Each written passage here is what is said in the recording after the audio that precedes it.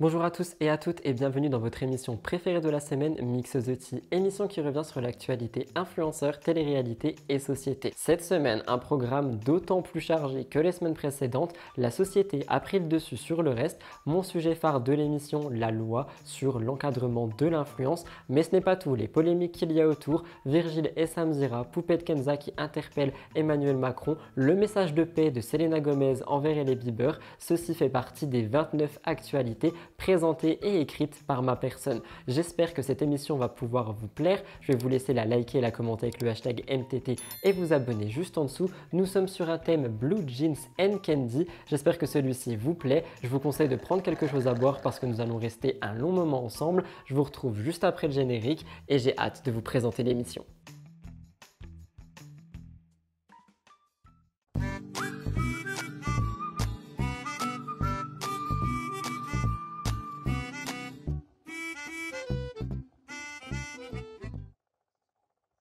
J'espère que vous appréciez les changements de qualité étant donné qu'on a totalement refait une nouvelle mise en scène pour la caméra, etc. histoire qu'on ait une qualité un peu mieux. Et premièrement, nous allons commencer par une mise au point ou plutôt 3, 4 même. Premièrement, je voulais vous parler de ma story de la semaine dernière où on revenait sur Bastos et les podcasts. Quelqu'un a pu nous donner une réponse dans les commentaires et cette personne nous a dit que apparemment les créateurs de contenu utiliseraient beaucoup plus les podcasts afin de gagner en visibilité et non pas en argent. Donc pour ceux qui se posaient la question, je vous le place là.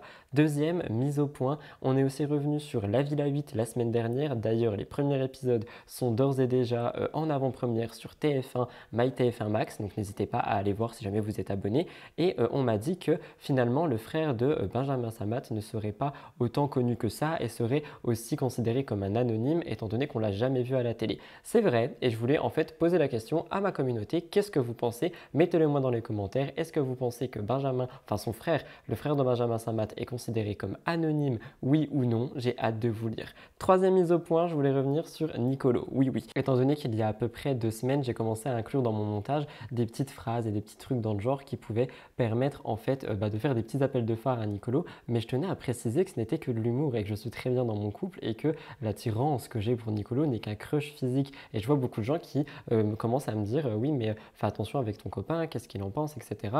Est-ce que ça va pas détruire votre couple ou des trucs dans le genre? Et absolument pas, ne vous inquiétez pas pour ça. C'est la raison pour laquelle je voulais le placer dans la mise au point de la semaine également. Et enfin, dernière mise au point de la semaine, on m'a demandé de parler un petit peu de l'heure en moins. Et oui, est-ce que vous êtes au courant? Dimanche dernier, nous avons changé d'heure et depuis, tout le monde a l'impression d'être jet-lagué. On n'arrive plus à se lever, on n'arrive plus à rien comprendre et c'est vrai que ça m'est arrivé aussi. Toute la semaine, j'ai galéré à me lever et c'était vraiment assez compliqué. Donc je voulais savoir si vous aussi, vous aviez galéré à vous lever cette semaine ou non. J'attends vos commentaires par rapport à ça. J'ai hâte de vous lire. Nous passons à la story de la semaine ou plutôt au message à l'aide, vous allez comprendre très vite. Merci à tous de m'avoir écouté pour ces mises au point et rentrons vraiment dans l'émission Mix the Tea.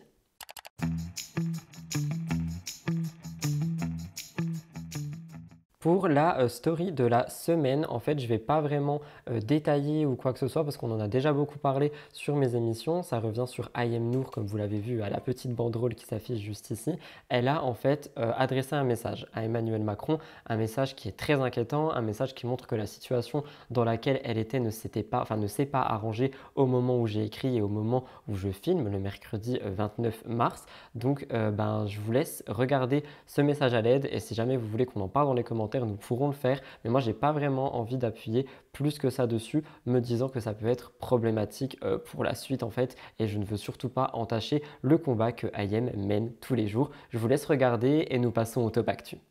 Votre Majesté, Monsieur le Président de la République, j'ai décidé de vous écrire cette lettre afin de vous expliquer les détails de ce cauchemar que je vis aujourd'hui depuis 6 mois. Mon fils était en vacances chez son père cet été dans sa résidence au Maroc. Pendant ces vacances, le père d'Ayvin m'a demandé de venir nous installer au Maroc en me faisant une proposition sous forme de protocole. Ce protocole avait pour but de fixer les règles et conditions de notre déménagement au Maroc. Après avoir demandé à ajouter une clause qui pour moi était une condition sine qua non à notre installation, Ayvin et moi serions libres de quitter le territoire marocain si nous n'arrivions pas à nous acclimater à notre nouveau pays d'accueil. Cette clause m'a été refusée. Et c'est là où le chantage a commencé. Soit je signais ce protocole, soit je ne reverrai plus jamais mon fils. Je fais une petite aparté pour préciser que mes motivations ne sont en aucun cas liées à l'argent et à mon confort personnel. Car si cela avait été le cas, j'aurais accepté ce protocole très attractif que me proposait le père de notre enfant.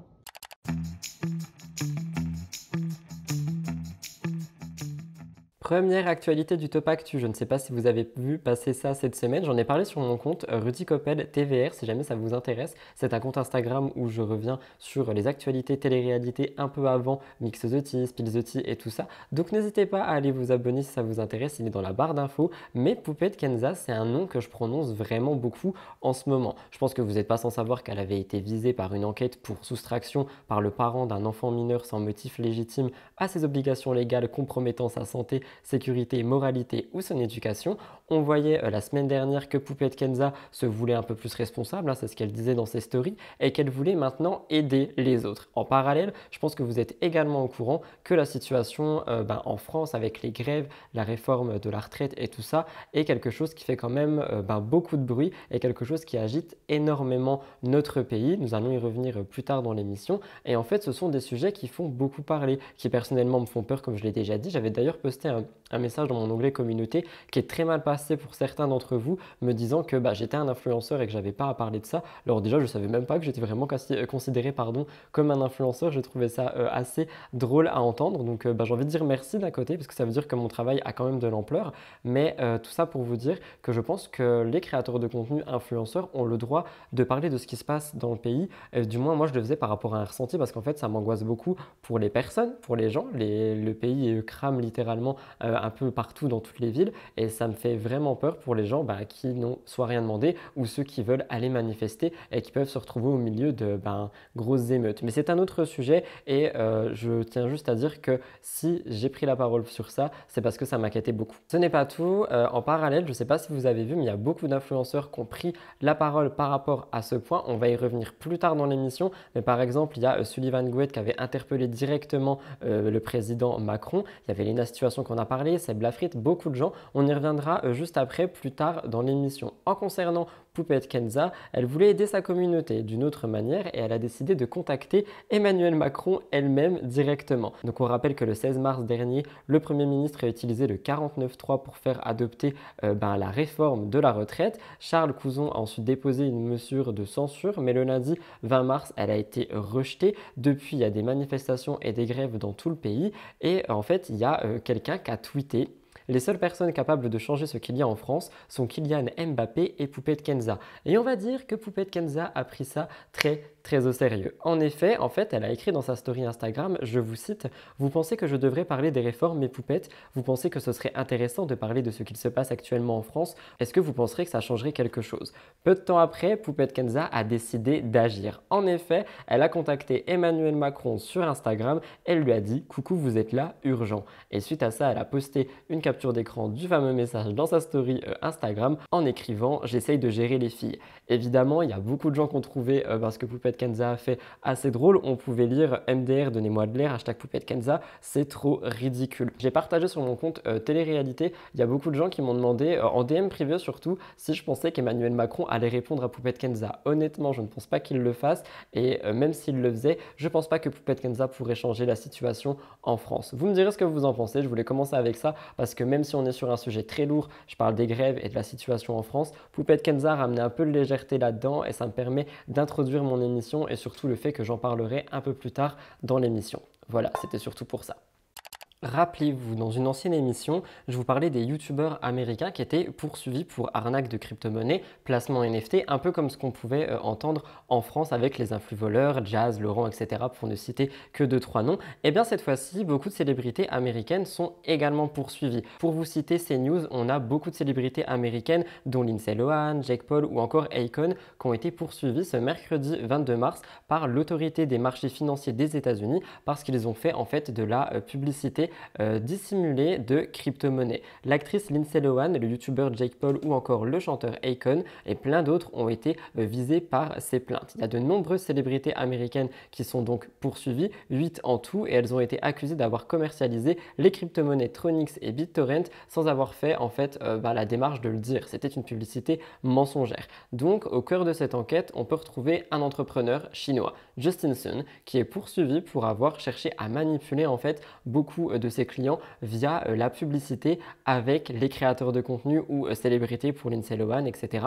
Et en fait, pour vous expliquer, il a demandé à ces personnes de faire la publicité de la crypto-monnaie et de passer ça sur les plateformes. Sauf que c'est une chose qui est totalement interdite parce que ça n'a pas été dit explicitement et par conséquent, on parle de publicité dissimulée. Pour vous expliquer un peu l'enquête, l'actrice Lindsay Lohan a accepté de verser 40 670 $, soit près de 37 400 € en guise de remboursement. Le youtubeur Logan Paul a versé 101 887 $, soit près de 94 000 € pour la même chose. D'autres, dont beaucoup de chanteurs, notamment Akon, ont aussi accepté de payer une amende, mais le montant n'a pas été communiqué. Pourtant, il y a d'autres personnes, eux, qui ont décidé de ne rien faire et de ne pas faire de réparation. Les autorités américaines, on le rappelle, ont durci ces derniers mois beaucoup les contrôles par rapport aux publicités dissimulées, aux NFT, à la crypto-monnaie, un peu comme en France, j'ai envie de vous dire. On rappelle qu'en octobre 2022, Kim Kardashian avait accepté de payer 1,6 million de dollars, soit environ 1,20 million d'euros, pour avoir fait l'éloge de crypto-monnaie sur son compte Instagram sans mentionner que c'était un partenariat. Et en fait, j'ai envie de faire un parallèle avec la France. Je me dis que si les États-Unis commencent à agir comme ça et que nous, on est vraiment en mode prenons exemple sur les États-Unis, la France va commencer à vraiment prendre des sanctions également et vous verrez qu'on va en reparler juste après. Un de mes gros dossiers est évidemment tout ce qui revient par rapport à la loi qui va encadrer l'influence. Je vous laisserai me dire ce que vous pensez de tout ça dans les commentaires. J'avais envie de revenir dessus. Comme je vous l'ai dit en introduction, on a vraiment beaucoup de télé mais aussi beaucoup de pas télé pour cette émission. Je voulais vraiment marquer le coup avec cette nouvelle mise en scène, en fait, ce nouveau flou, etc. Le fait que j'ai un retour écran et tout ça. Et je voulais aussi me parler d'actualité société, politique, finance, vraiment beaucoup d'actualités en fait et que vous puissiez choisir dans la barre de défilement ce qui vous intéresse le plus. Et j'espère que cette deuxième actualité du Top Actu a pu vous intéresser. Autre chose, je voulais également vous parler de la youtubeuse Stell cette semaine qui, si jamais elle passe par là, j'embrasse très fort, elle sait que j'aime énormément son travail. J'aime partager le genre de choses un peu plus simples et surtout le genre de choses qui personnellement me donnent envie d'entreprendre et de créer et j'ai l'impression que c'est super inspirant de parler de ce genre de choses aussi auprès de ma communauté. Donc j'ai pris mes informations sur les médias, les gens d'internet et sur la vidéo de Stell elle-même mais aussi sur le compte Instagram de Noka Matcha, vous avez compris, pour vous expliquer. En fait, elle s'était fait un challenge. Elle était partie toute seule à Los Angeles pendant une semaine. Elle avait tout vlogué sur YouTube. Il y avait d'ailleurs beaucoup de gens qui l'avaient connue grâce à cette série de vidéos. Et ce voyage à l'autre bout du monde lui a donné des envies, des idées et surtout l'envie de créer.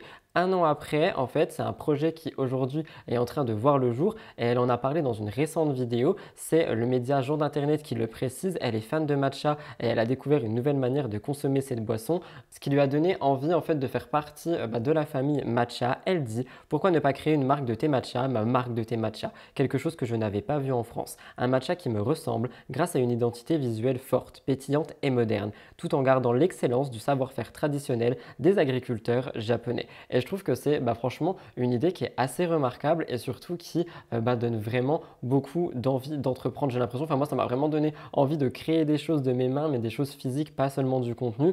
Quoi qu'il en soit, elle est rentrée en France après son voyage à Los Angeles et en fait elle a débuté les démarches pour Noka Matcha, mais de manière très discrète. Elle n'en a pas parlé à sa communauté. Je vous laisse regarder un petit magnéto de sa vidéo. Noka Matcha. Donc vous n'êtes pas sans savoir que je consomme du matcha depuis un peu plus de 2 ans. C'est un produit que j'adore, que j'ai complètement inclus à mon quotidien parce que je l'aime et parce qu'en plus ça a des vertus exceptionnelles. J'ai été, comme vous l'aurez compris, très inspirée par mon voyage à Los Angeles que j'avais fait seule en février de l'année dernière, donc il y a un peu plus d'1 an maintenant, durant lequel j'ai découvert une image et une façon de consommer le thé matcha totalement différente et qui casse énormément les codes de ce que nous on connaît en France. Sans rien dire à personne, pendant 1 an, elle a goûté des dizaines et des dizaines de thés et elle a cherché des producteurs pour sa future marque. Elle a dit que c'était très long, que c'était un chemin mené d'embûches, mais qu'il valait énormément le coup. Et c'est pour ça que quelques temps plus tard, donc là pour nous il y a une semaine ou deux, elle nous a annoncé Noka Matcha qui va bel et bien voir le jour. Et il y a d'ailleurs un compte Instagram qui a été créé pour ça. Il sera dans la barre d'infos si vous intéresse. Il y a déjà plus de 5000 abonnés, je tiens à le noter. Et pour vous citer Stell, le premier sera un matcha cérémonie bio, la crème de la crème extrême en termes de goût. Ensuite, j'aurai un deuxième matcha qui sera un premium bio avec un côté un peu plus rafraîchissant. Le dernier sera également un matcha cérémonie mais qui n'est pas bio. Au moment où j'écris ces lignes, Stell est au Japon. Donc au moment où j'ai écrit, on était fin mars. Stell est au Japon et elle est en train de rencontrer en fait les producteurs. Elle est en train de vraiment voir comment est-ce qu'on peut faire les choses sur place. Et elle partage tout dans des vlogs sur sa chaîne YouTube. Elle partage également tout sur son compte Instagram. Je vous inviterai à aller voir si ça vous intéresse. Personnellement, moi je voulais dire que c'est un projet que je trouve extrêmement vraiment beau à voir et que c'est super inspirant. Donc bravo Stell, j'ai trop hâte de goûter ça et si elle passe par là encore une fois, je l'embrasse très fort et si vous ne connaissez pas cette créatrice de contenu, je vous la conseille vraiment. Toutes les infos seront en barre d'infos, vous pourrez aller la retrouver via la vidéo Noka Matcha et le compte Instagram. On reste sur YouTube, je voulais vous parler de ça parce que je pense que si vous suivez l'actualité YouTube, vous avez certainement vu l'interview en deux parties de Marie Lopez chez Alix Grousset, donc Enjoy Phoenix. C'est une interview qui est super intéressante je trouve et elle est enrichissante, donc je mettrai en barre d'infos les deux liens parce que je ne vais pas détailler ici, elle a quand même duré 2 heures en tout, mais je voulais quand même revenir sur quelques points clés de cette interview.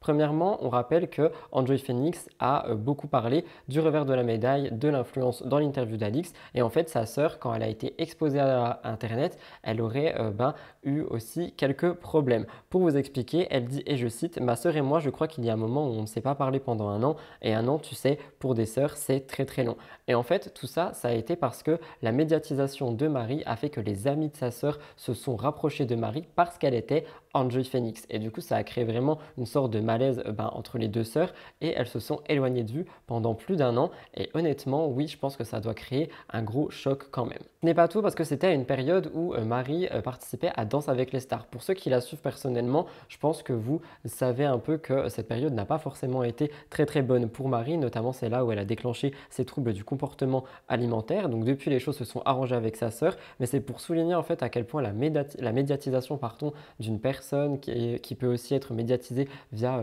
quelqu'un d'autre, donc là je parle de la sœur de Marie, peut vraiment créer des problèmes en fait. On peut également rencontrer ce genre de malaise, j'ai envie de dire, et par conséquent la médiatisation n'a pas forcément que des bons côtés. C'est pas tout. Je sais aussi que vous aimez les potins, c'est quelque chose que vous me dites souvent, même si je précise que je ne fais pas de gossip, je ne fais que revenir sur l'actualité. Et il y en a un qui fait pas mal parler et surtout, en fait, on a pu avoir une réponse de Marie elle-même. Je ne sais pas si vous êtes au courant, mais depuis qu'il y a plein de nouvelles générations qui sont arrivées sur YouTube, les anciens s'étaient un peu fait tacler. Quand je parle d'anciens, je parle de donc Marie Lopez, Enjoy Phoenix, de Sananas, toutes ces youtubeuses et youtubeurs qui étaient là bien avant. Et ensuite, on a eu la nouvelle génération, du moins ceux qui ont été appelés comme ça, Lena Situation, Anna RVR, Stiltonic. Je crois que Stiltonic et Anna RVR étaient quand même là bien avant. Mais bref, cette nouvelle génération qui a un peu mis des bâtons dans les roues aux anciens si on en croit les internautes.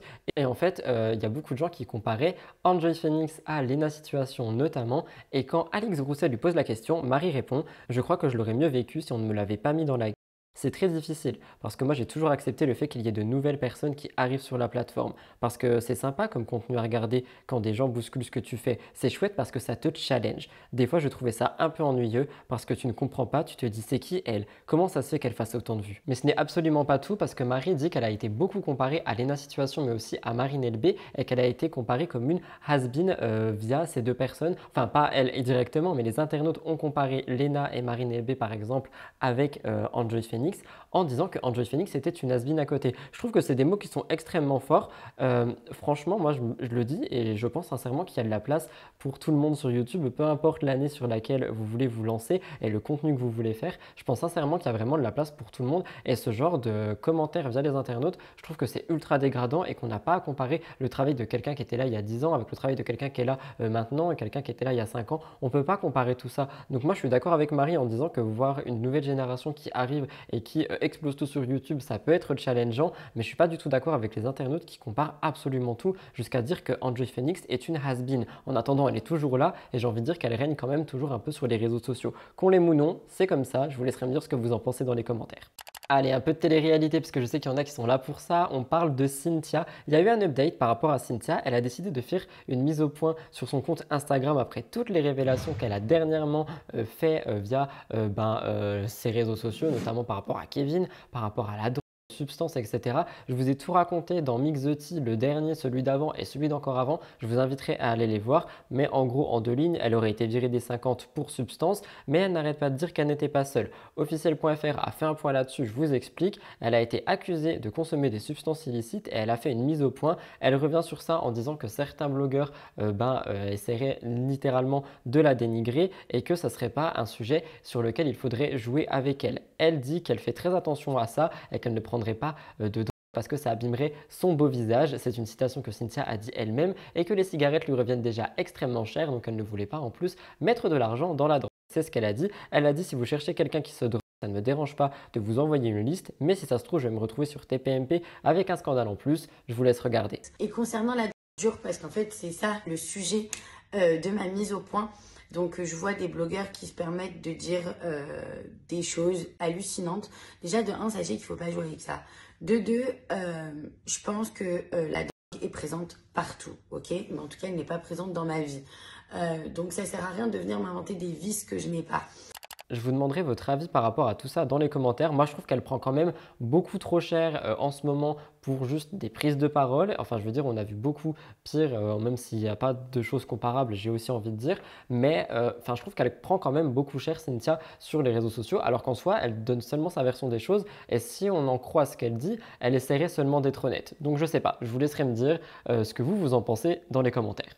On a encore eu du nouveau concernant Secret Story. J'en parle assez souvent grâce aux révélations de blogueurs et bien de nouvelles choses arriveraient encore. On le sait, cette émission s'apprête à faire son grand retour et il y a beaucoup de gens qui sont énormément heureux. Pour célébrer cette annonce, La Voix avait d'ailleurs fait une annonce sur Twitter. Nous pouvions entendre « Ici La Voix, ça fait 6 ans que je vous observe. Vous savez, je ne suis jamais vraiment parti. Maintenant, La Voix est à nouveau prête à jouer. Pour commencer, replongeons dans mes souvenirs. C'est tout. » Pour le moment. De nombreux internautes ont été réjouis de cette publication parce qu'on rappelle que Secret Story est quand même une des téléréalités les plus adorées de toute la France, de toutes les téléréalités confondues qu'on a connues. Elle a pu faire connaître énormément de candidats emblématiques comme Bastos, Camila Ennoré, Laura Lempicka, vraiment beaucoup de gens. Mélanie Zedigama, Sarah Lopez comme j'ai pu le noter. Et bien d'après le compte Instagram CQ Scoop, plusieurs changements sont prévus.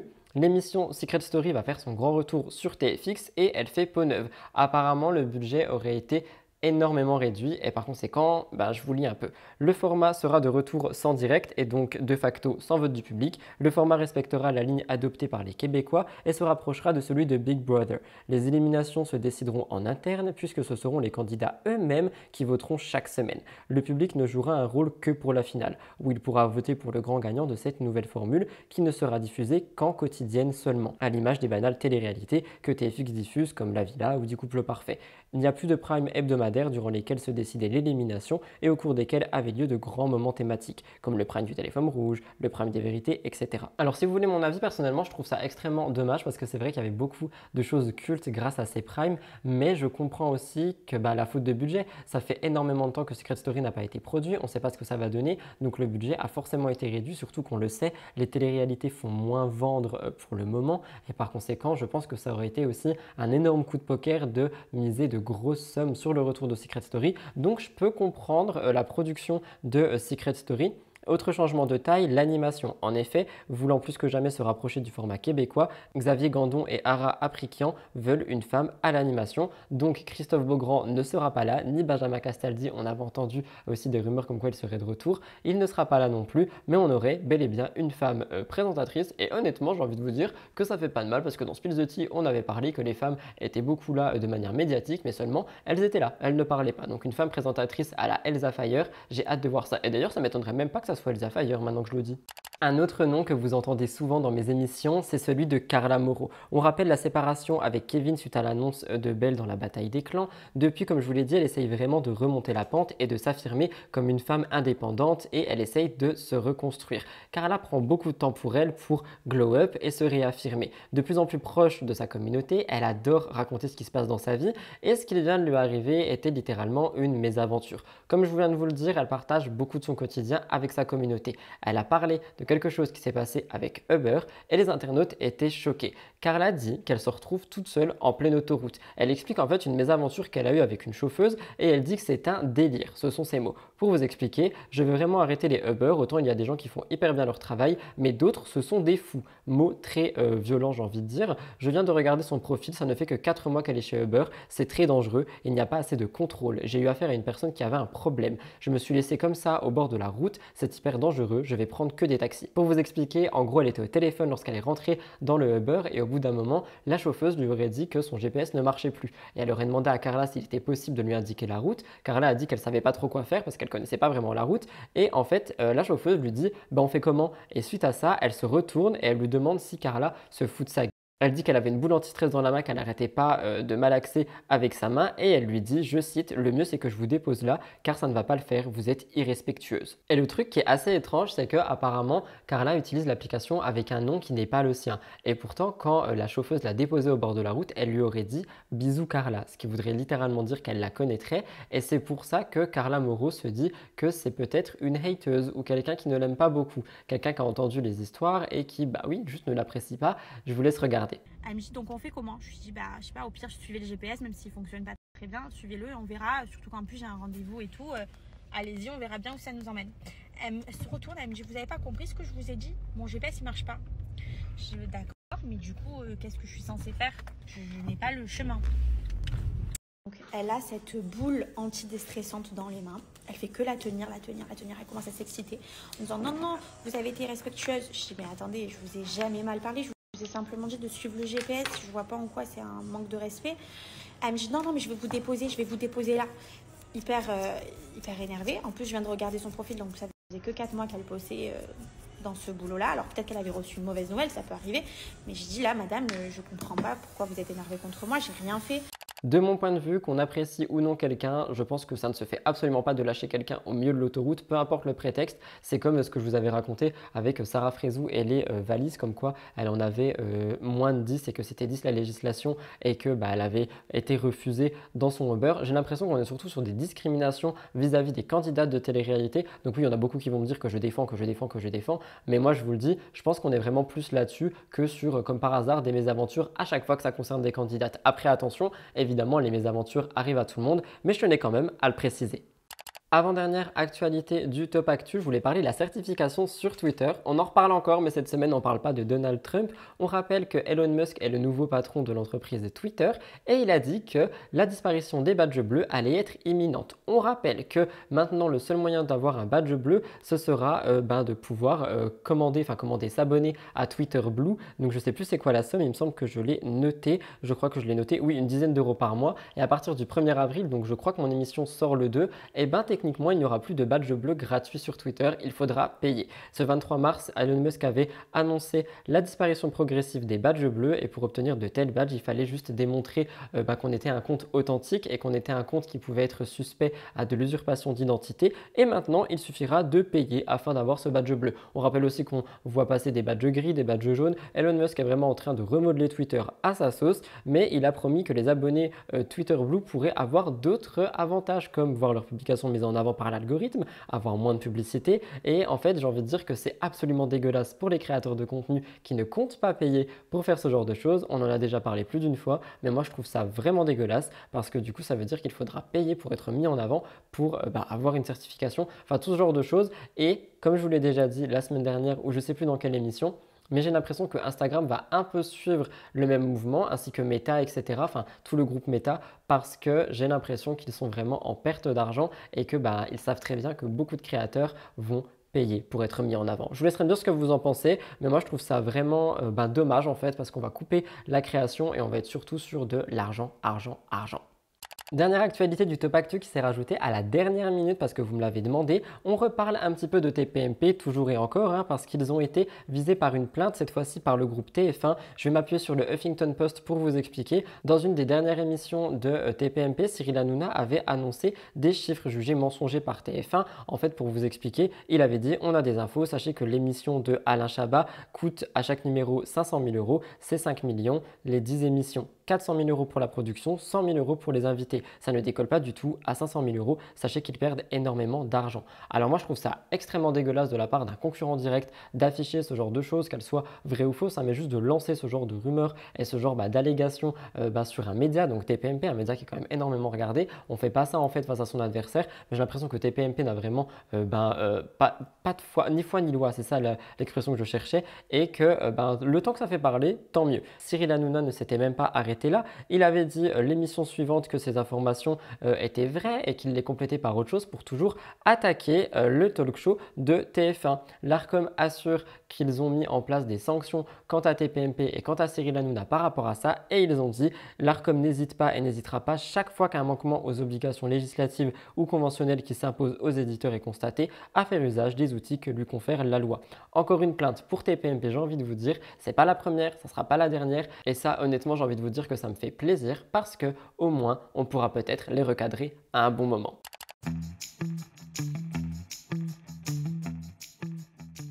Nous passons au cœur de l'actu et première actualité est un petit point sur les apprentis aventuriers. Une micro-guerre s'est passée sur les réseaux sociaux fin mars. Je vais vous parler de Roman, équipe rose, et Barbara, équipe blanche. Pour vous donner du contexte, merci Blasting News que j'embrasse s'il passe par là en tant qu'équipe, il y avait un duel entre l'équipe rouge et l'équipe blanche. Roman fait partie des roses et elle a voulu aider les rouges en les nourrissant, chose qui est totalement humaine, j'ai envie de dire. Le problème, c'est qu'elle est censée être amie avec l'équipe blanche et par conséquent, elle n'était pas censée nourrir les rouges d'après les blancs, Antonin et Barbara pour vous citer des noms, et suite à cet épisode, Roman avait publié un message en story Instagram. Elle a dit « Excuse-moi, j'ai nourri des personnes qui n'avaient pas mangé depuis 4 jours, pardon », sachant que c'est ce qu'on trouve dans la jungle, donc c'est pour tout le monde en fait, donc il faut affaiblir les autres pour gagner une épreuve, hors de question qu'ils crèvent de faim. Ah, désolé d'avoir une amie, je vois que ça dérange, quand ils étaient H24 avec les gros, on ne disait rien. Alors je trouve ça un peu violent d'insinuer que des personnes sont grosses ou quoi que ce soit, le langage de Roman est assez virulent de manière générale, j'ai envie de dire,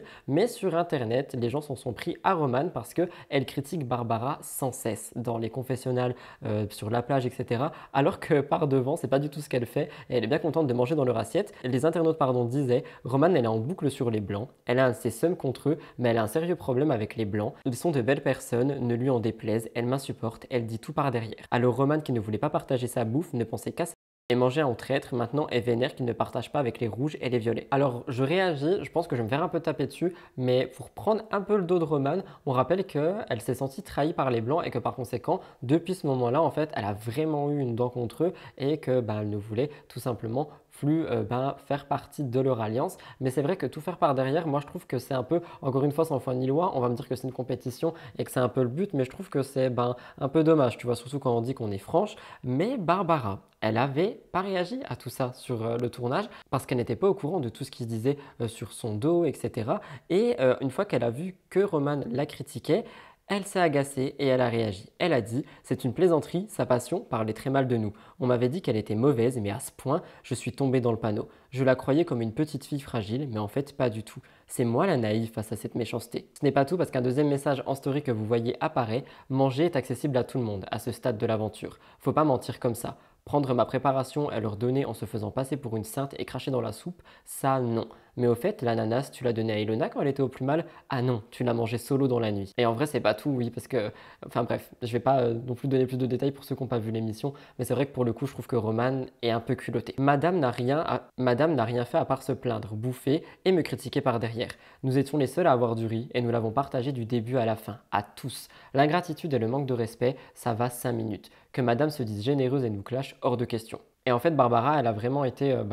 consternée par ce qu'elle a entendu de la part de Roman, notamment dans les émissions mais aussi sur les stories Instagram, parce que je rappelle vraiment que les blancs, qu'on les aime ou non, et honnêtement j'ai beaucoup de mal avec eux à l'écran au moment où je vous parle, hein, ce sont des belles personnes en fait, c'est des personnes qui nourrissent tout le monde, ce sont des personnes qui sont certes très compétitives et très axées eux pour la finale, mais ils nourrissent tout le monde, ils ont toujours aidé tout le monde, et le fait qu'on vienne parler dans leur dos c'est une chose, mais qu'en plus on les critique après par devant en disant oui ils nourrissent personne, etc., c'est assez culotté je trouve. Donc même si Roman s'est senti trahi, pour le coup j'ai plus envie de prendre le dos des blancs et Barbara s'est vraiment sentie très énervée par rapport à tout ça. Elle a réagi en story Instagram, en vidéo, je vous laisse regarder.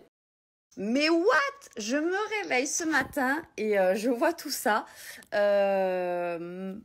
J'ai pas les mots, j'ai été super cool, super gentille. Alors en plus, vous voyez pas forcément à l'écran, mais j'ai vraiment tout fait pour qu'elle s'intègre. La meuf me casse du sucre dans le dos comme ça. Elle est mauvaise, elle est méchante, alors que j'ai rien fait. Enfin, je comprends vraiment pas. C'est assez fou, moi qui vous disais en plus, ah c'est génial la télé-réalité et tout. Alors oui, autant j'ai des messages hyper bienveillants, hyper positifs de votre part et je vous en remercie. Mais je m'attendais pas à me faire laminer dans le programme par une personne en plus qui a bouffé à ma table tout le long. Je vous laisserai me dire ce que vous pensez de tout ça dans les commentaires. J'avais très envie d'en discuter avec vous parce que je pense que, oui, comme je viens de le dire, c'est assez affligeant et je voulais avoir votre avis pour ceux qui regardent Les Apprentis. Mettez-le moi dans les commentaires, j'ai hâte de vous lire. La semaine dernière, nous parlions maigreur en télé-réalité. Je vous parlais de l'inquiétude des internautes face à des vidéos notamment de Jessica Thivenin ou des photos de Océane Elimer. Certains se sont montrés très virulents, d'autres se sont montrés très inquiets et je vous avais dit que le temps qu'elles étaient en bonne santé et qu'elles ne faisaient pas un culte de la minceur, les choses en fait pouvaient continuer. En soi, elles ont le droit d'afficher leurs photos, même si maintenant il faudra dire quand elles sont retouchées. On y reviendra juste après. N'oubliez pas de rester jusqu'à la fin.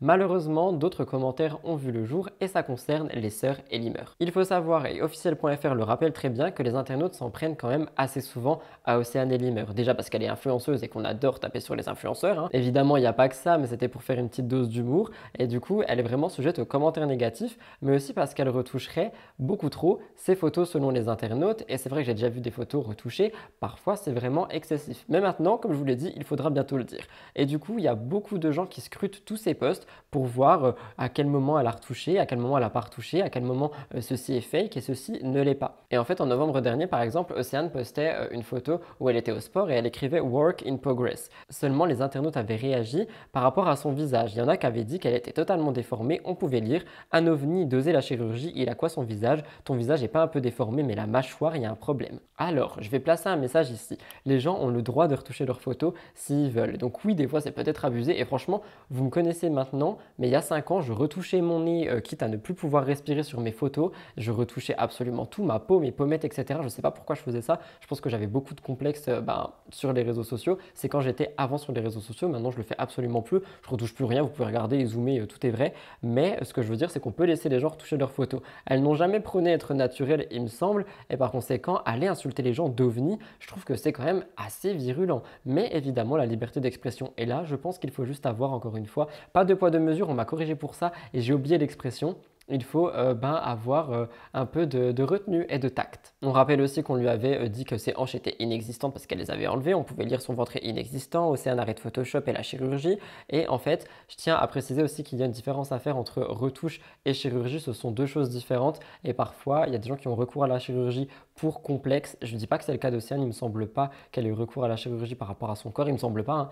Mais il y a une différence entre retouche photo et chirurgie esthétique. Mais maintenant, ce sont les deux sœurs, Rudy ça fait 4, qui sont sous le feu des critiques parce que Océane et Marine ont dernièrement posté une photo Instagram carrousel où on voit une photo d'elle maintenant et une photo d'elle bébé. Et les internautes sont unanimes, les deux sœurs ont énormément changé. On pouvait lire 20 ans déjà, inséparable, slide, la tête de Marine quand elle fait un caprice pour aller dans le manège le plus flippant du parc. Et en commentaire, on pouvait lire c'est normal que je reconnaisse personne sur la photo, on dirait pas que c'est vous à cause de la chirurgie. Marine, s'il te plaît, reste comme ça.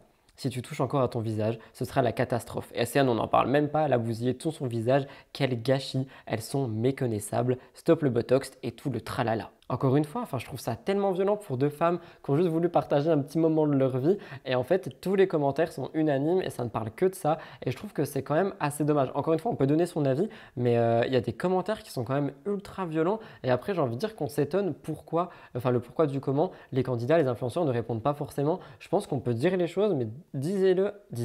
Oh my god, ce français. Mais il faut le dire avec un petit peu de tact quand même. C'est tout ce que j'aurais à dire. Après, évidemment, le retouche à outrance, moi, c'est pas forcément quelque chose qui me fait ravir lorsque je vais sur Instagram. J'ai d'ailleurs une follow beaucoup de comptes pour ça qui étaient vraiment retouchés à outrance et je trouve ça dommage de retoucher extrêmement son corps, sa tête et tout ça. Mais encore une fois, elles ont le droit de le faire. Océane et Marine n'ont toujours pas réagi à ça au moment où je vous parle, mais moi j'ai envie de vous demander à vous, ma communauté, à moi YouTube et non pas du coup tous les haters de Océane et Marine, qu'en pensez-vous? Est-ce que vous êtes d'accord avec moi sur le fait qu'on peut retoucher ces photos, mais peut-être prévenir qu'elle est retouchée ou peut-être ne pas en abuser? Je sais pas, j'ai hâte de vous lire dans les commentaires par rapport à ça. Je me remets un peu de gloss et on passe à Selena Gomez et Zayn Malik. Je sais que vous voulez que j'en parle parce que vous m'avez demandé ça en boucle sur mon compte Instagram. D'ailleurs, j'en profite, si tu es là et que tu n'es pas abonné à la chaîne, n'hésite pas à le faire. C'est juste en dessous, ça prend qu'un clic et ça m'aidera fortement à atteindre mon objectif de 50 000 abonnés pour décembre 2023. C'est vêtu de bleu qu'on va parler un peu d'amour. Selena Gomez, j'en parle très souvent depuis quelques semaines, mais avec tout le drama Hailey Bieber, ça ne s'arrête toujours pas. La semaine dernière, je vous disais que Hailey Bieber faisait toujours beaucoup parler d'elle. Elle se faisait beaucoup huer et insulter et qu'il fallait que ça s'arrête. Cette fois-ci, Selena Gomez l'a demandé elle-même. Petit rappel sur tout ce drama grâce à Vanity Fair.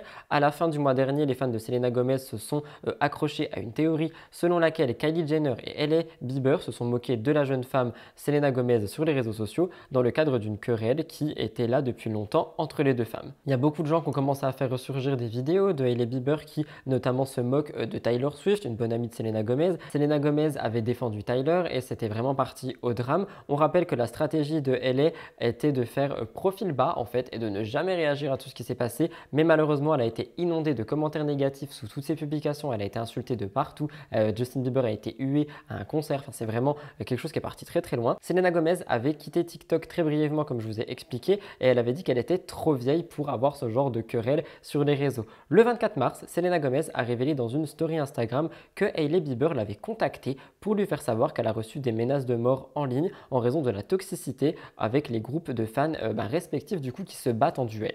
Elle a dit, et je cite, « Hailey Bieber m'a contacté pour me dire qu'elle recevait des menaces de mort et une grosse négativité pleine de haine. Ce n'est pas ce que je défends. Personne ne devrait avoir à subir de la haine ou de l'intimidation. J'ai toujours prôné la gentillesse et je veux vraiment que tout ça s'arrête. » Elle a mis ça avec un emoji cœur rouge et je vais le redire là, comme je l'ai dit il y a une semaine ou il y a 2 semaines, mais il faut vraiment arrêter avec cette haine contre Hailey Bieber, qu'on soit d'accord avec les actes ou non. Est-ce que vous imaginez que j'ai dit au début d'actu à la fin du mois dernier et qu'on est fin du mois pour moi, vous serez en avril, mais du coup ça fait plus d'1 mois qu'elle se prend tout ça dans la tronche. Peu importe ce qu'elle a fait, personne ne mérite un harcèlement de masse à ce point. Perdre 1 million d'abonnés c'est une chose, aller insulter les gens, menacer de mort, enfin on est où là? C'est extrêmement grave. Donc même si Hailey Bieber a fait une erreur, je pense qu'elle l'a compris et qu'il faudrait peut-être arrêter avec ça. Donc c'est ce que j'ai noté. J'ai noté stop harcèlement et franchement je m'énerve par rapport à ça parce que j'en peux plus en fait de ce harcèlement en ligne. Qu'en pensez-vous? Ce n'est pas tout, on part sur une bonne nouvelle. Une autre question se pose beaucoup et les blogueurs l'ont soulevée. Est-ce que Selena Gomez ne serait pas en train de dater quelqu'un? Comme le rapporte le média Just Jared, la chanteuse Selena Gomez aurait été aperçue en plein date avec Zayn Malik. On rappelle que lui a été connu pour faire partie du groupe One Direction, pour sa relation avec Gigi Hadid et on dirait qu'en ce moment il serait prêt à renouer avec l'amour parce que les deux ont été aperçus dans un restaurant très complice dans les rues new-yorkaises. En gros, une hôtesse qui les a assis au restaurant a affirmé qu'ils étaient entrés et qu'ils étaient très proches, qu'ils se seraient tenus la main et même embrassés. Selena Gomez est l'une des rares célébrités que Zayn Malik suit sur Instagram et on rappelle qu'il y a plus de 10 ans, en 2010, Selena Gomez disait que Zayn Malik pourrait être le seul de tous les One Direction avec qui elle pourrait se mettre. Peut-être que 10 ans plus tard, ça arrive. Je vous laisserai me dire ce que vous en pensez dans les commentaires. Moi, quand je vois de l'amour, je suis content. Donc si c'est le cas, félicitations à eux. Selena, Zayn, si vous passez par là et que vous avez besoin de quelqu'un pour officialiser votre mariage, je suis preneur, évidemment. Quoi qu'il en soit, qu'en pensez-vous, que ça soit Hailey Bieber ou Zayn Malik? J'ai hâte de vous lire dans mes commentaires. #MTT, ça me permet de vous retrouver plus simplement. Une nouvelle plus triste est arrivée dernièrement fin mars. Je pense que vous connaissez certainement la série Scène de ménage sur M6. L'actrice Marion Game ou Gam, je pense, qui jouait le rôle d'Huguette, a été décédée à l'âge de 84 ans. Elle formait le couple de retraités avec Gérard Hernandez dans le rôle de Raymond et depuis le lancement de la série, qui est en 2009 selon Midi Libre, M6 a même décidé de rendre un hommage dès ce vendredi soir à Marion. L'épisode diffusé à 20h30 le vendredi qui a suivi cette tragique nouvelle a compris des sketchs sketch iconique d'Huguette et Raymond, l'occasion de voir Huguette participer au concours de la meilleure mamie de France, mais aussi de nous replonger dans le quotidien de nos grincheux préférés. M6 a beaucoup rendu hommage par rapport à tout ça, moi je voulais en parler dans mon émission pour aussi rendre hommage. On a pu voir ce couple en dehors de son salon de vacances à la mer ou à la montagne avec le prime spécial scène de ménage qui a été remis en avant, et on a aussi eu beaucoup de personnes qui ont souhaité des beaux messages, comme Jean-Pierre Foucault qui a dit « Nous prions pour ton repos ». Selon la dépêche, Marion Gamme avait connu le succès populaire sur le tard, mais elle a aussi eu une riche carrière dans le théâtre, la télévision ou le doublage. Sur le petit écran, elle avait joué dans Au théâtre ce soir ou dans Plus belle la vie au début des années 2010. Je ne me rappelle pas de Plus belle la vie. S'il y a des gens qui s'en rappellent et qui avaient regardé, parce que moi je regardais à mort Plus belle la vie, n'hésitez pas à me le dire dans les commentaires. Elle a aussi doublé des voix, Malcolm et Desperate Housewives, et elle a été beaucoup connue aussi de par Scène de ménage. Je voulais vraiment placer une petite chronique pour elle dans mon émission. Elle est courte, mais c'est ma manière à moi de rendre hommage. Ça m'est déjà arrivé de le faire dans plusieurs émissions de Mixosity, de rendre hommage. Je voulais vraiment le faire, donc rest in peace. Je voulais vraiment une chronique pour elle parce qu'on l'a tous et toutes connue, et j'espère que là où elle est, elle repose en paix. Alors ça, je ne l'ai absolument pas vu venir, mais je voulais vraiment en parler avec vous. Dimanche dernier, je vous disais que Adixia faisait parler d'elle parce qu'elle était apparemment en rapprochement avec Kylian Mbappé. Et bien croyez-le ou non, mais en fait c'est plus avec son ex Simon Castaldi qu'elle serait en rapprochement. On a besoin d'un petit contexte pour comprendre. Il y a peu, Simon Castaldi avait pris le temps de se confier à toute sa communauté en disant que lui et Adixia c'était bel et bien fini. C'était une longue vidéo, je vais vous mettre un petit magnéto, mais il disait, ça fait plusieurs semaines, même plusieurs mois, que je suis beaucoup moins présent sur les réseaux. Premièrement, je pense que le point le plus important que tout le monde se pose, je ne suis plus avec Adixia. C'est terminé, nous ne sommes plus en couple. Regardez. Je ne suis plus avec Adixia, donc c'est terminé, nous sommes plus en couple. Ça a été assez compliqué, c'est vrai, on n'a pas vraiment mis de point final concret sur les réseaux à expliquer, machin, on est en rupture, ça faisait 2-3 mois que c'était très compliqué, qu'on s'entendait plus. On a essayé de recoller les morceaux plusieurs fois, ça marchait pas. Du moins, on se reprochait trop de choses. Un coup, ça allait, puis ça allait pas, puis machin. J'en suis, je pense, responsable à 80%, 70%, je pense, dans la globalité du couple. De son côté, la belle blonde Adixia disait « Célibataire et à jamais, ma priorité en ce moment, c'est moi. En général, la femme croit qu'il va changer, mais il ne changera pas. Et l'homme fait des erreurs en croyant qu'elle ne partira pas, mais elle partira. » Donc, on pouvait comprendre que c'était totalement fini entre les deux. On rappelle qu'il y a peu, comme je vous l'ai dit la semaine dernière, elle s'était confiée sur un live TikTok avec Vivian en disant que les footballeurs l'ADM, mais qu'elle n'était pas intéressée par ça. Et elle avait mentionné Simon en disant que Simon pouvait confirmer son histoire avec Kylian Mbappé, enfin le DM du coup. Et là, je m'étais dit, mais du coup, ils sont en contact. Et c'est vrai qu'il y a beaucoup de blogueurs qui disent qu'on les voyait ici et là. Eh bien, croyez-le ou non, mais à un moment, Ilan a demandé « Vous en êtes où, vous deux, dans votre relation ?» Et Adixia a répondu que c'était compliqué. Donc, Ilan a dit « Mais vous n'êtes plus ensemble ?» Parce que Simon, la dernière fois, il m'a dit qu'il y avait encore… Oui, bon, on s'appelle, on se voit de temps en temps, mais bon, c'est ce que Simon a dit en coupant la parole à Ilan. Et suite à ça, on a Aquababe qui a posté une photo qui montrait littéralement Simon et Adixia ensemble. Il a dit qu'il serait ravi de les recevoir sur son podcast et du coup, les rumeurs sont encore allées de bon train jusqu'à un certain moment où Benjamin Castaldi, père de Simon Castaldi, a fait une petite gaffe qui a confirmé leur idylle parce qu'en gros, ils étaient tous en live TikTok et Benjamin passait par là et en fait, il a voulu saluer Vivian et les internautes et on lui a posé la question et il a dit bien évidemment qu'ils sont encore ensemble, c'est chaud. Donc le père lui-même a officialisé la relation. Adixia a dit « On est en phase de reconstruction actuellement, il n'y a rien d'officiel, j'attends du changement de sa part, je vous laisse regarder. » Allez, salut. Ça Bye fait bye. ouais, toi. Allez, go. Eh ben, merci à tous, merci. Voilà, ça m'apprendra, voilà. Mais les amis, je savais pas moi. Ça t'apprendra à mentir. À mentir. Non, on peut faire italien. Qu'en pensez-vous? J'ai envie de vous dire que bizarrement, beaucoup de gens s'y attendaient. Je m'y attendais aussi. C'était sûr qu'ils allaient un jour se revoir et par conséquent, je pense, se remettre ensemble. Pour moi, leur histoire n'était pas terminée. J'espère simplement que les deux feront les efforts nécessaires pour que leur relation fonctionne parce que je pense que c'est la moindre des choses quand on se remet ensemble. Donc, qu'en pensez-vous? Est-ce que vous croyez en eux ou pas du tout? Je vous laisserai me dire ça dans les commentaires.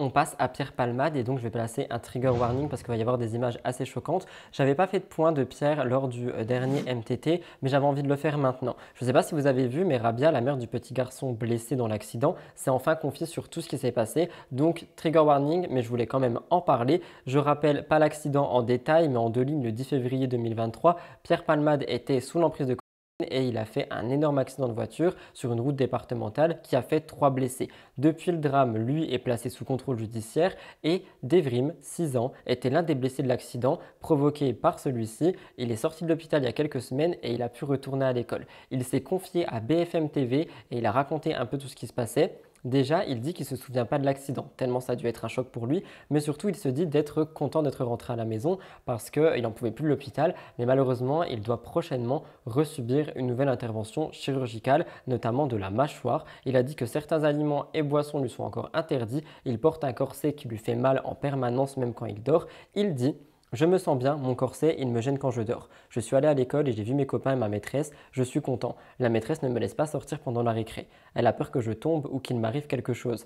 Elle laisse les autres camarades rentrer dans la classe et jouer avec moi. Je mange de la soupe et du lait. Je ne peux pas manger de trucs très durs, très acides. Il est allé voir son père à l'hôpital également, il a dit que c'était un choc pour lui. Je ne sais pas si la vidéo va passer, si elle passe, je vous la mets à l'écran.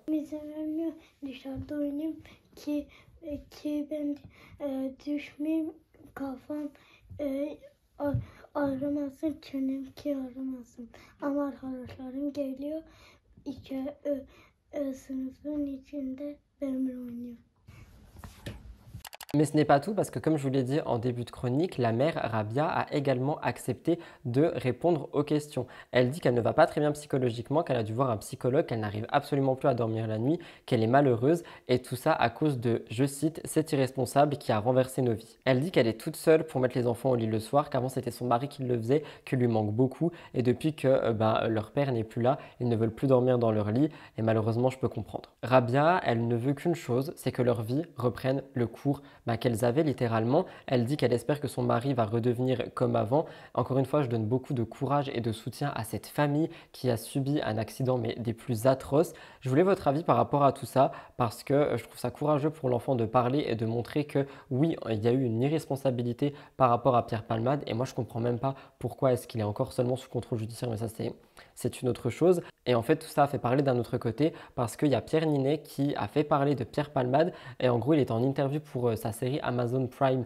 LOL, donc LOL qui rit, enfin je ris je sors je crois le nom exact, et on lui a demandé sa meilleure imitation. Malheureusement pour lui sa meilleure imitation est Pierre Palmade et quand il l'a dit il y a eu un moment de gênance sur le plateau télé et tout le monde en a parlé, donc je voulais le refaire un petit point ici. Je tiens à préciser qu'évidemment il est revenu dessus, il a dit les gens le savent car je l'ai déjà fait plusieurs fois, c'est terrible ce qu'il se passe, c'est absolument horrible et des personnes me disent fais Pierre Palmade, moi je dis non, je ne vais plus jamais faire cette imitation. Je tiens à le préciser parce que j'ai vu beaucoup de gens le clasher sur Twitter etc, mais il a juste répondu à une question, il n'a pas imité et il dit lui-même qu'il ne le fera plus jamais, donc c'est un petit message pour Pierre Ninet au cas où. Quoi qu'il en soit, beaucoup de courage à toute cette famille qui vit vraiment des moments très très compliqués et j'espère sincèrement aussi que le mari redeviendra comme avant, comme Rabia le dit. Quoi qu'il en soit, j'espère que justice sera faite. Petit point sur Camille Froment cette semaine également, ça fait longtemps qu'on n'a pas eu de nouvelles d'elle. Je voulais rester très très factuel quant à l'histoire de sorcellerie et c'est ce que je vais faire ici pour vous citer les médias un petit peu, histoire qu'on puisse revenir sur les accusations.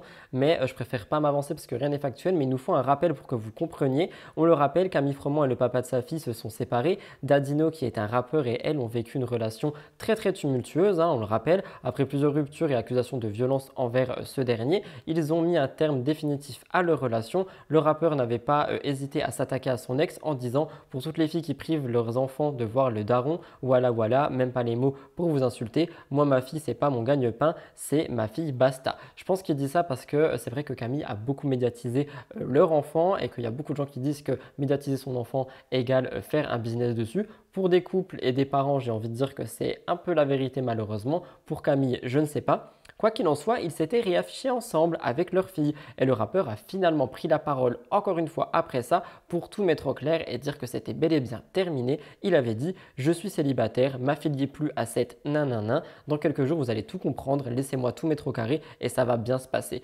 Tellement c'est trop, je sais même pas par quoi commencer. Bon, on va commencer par quand elle a planifié et organisé ma mise en détention. » Tout ça pour un foutu tournage et tout ça avec sa voyante archi nulle. C'est ce qu'avait dit Dadino, je le reprécise. Et en fait, il avait sorti des audios qui montreraient que Camille aurait fait de la sorcellerie afin que Dadino fasse de la prison et qu'elle puisse aller faire la villa des cœurs brisés. Bizarrement, en fait, ça n'avait pas vraiment choqué les internautes parce qu'on rappelle toutes les violences que Camille avait fait part plusieurs fois auparavant et les internautes disaient en même temps s'il la battait, elle n'allait pas lui sauter un cocktail et des billets pour Ibiza, elle a été sous emprise de cette personne. Parfois, la mort de l'un ou de l'autre semble la seule issue. Avant de l'harceler ou de l'insulter ou de la descendre, mettez-vous à sa place. Soutien aux victimes de violences conjugales. Je réagis par rapport à ça parce que j'avais dit et je le redis que l'élan que Camille a eu de soutien, je l'ai trouvé incroyable parce qu'on rappelle que quand Carla Moreau était visée par des histoires de sorcellerie, on en a parlé pendant des mois et des mois car elle a été traitée de sorcière et de tous les noms. Et concernant Camille Froment, ce n'est absolument pas le cas. C'est vrai qu'on doit dire que quand quelqu'un est sous emprise, et j'en ai fait toute une vidéo qui concerne Ilona Ghost, je parle de l'emprise à l'intérieur, n'hésitez pas à aller la voir. C'est vrai que parfois, malheureusement, souhaiter ce genre de choses ne peut être que la seule issue. Et c'est ce que je n'avais pas dit dans mon épisode de Mixeuse de Tea qui revenait là-dessus, parce que je n'ai pas fait les mêmes recherches. Et je pense sincèrement que c'est pour ça qu'on a un peu laissé passer par rapport à Camille. C'est parce qu'elle a vécu, d'après ce qu'elle dit, beaucoup de choses.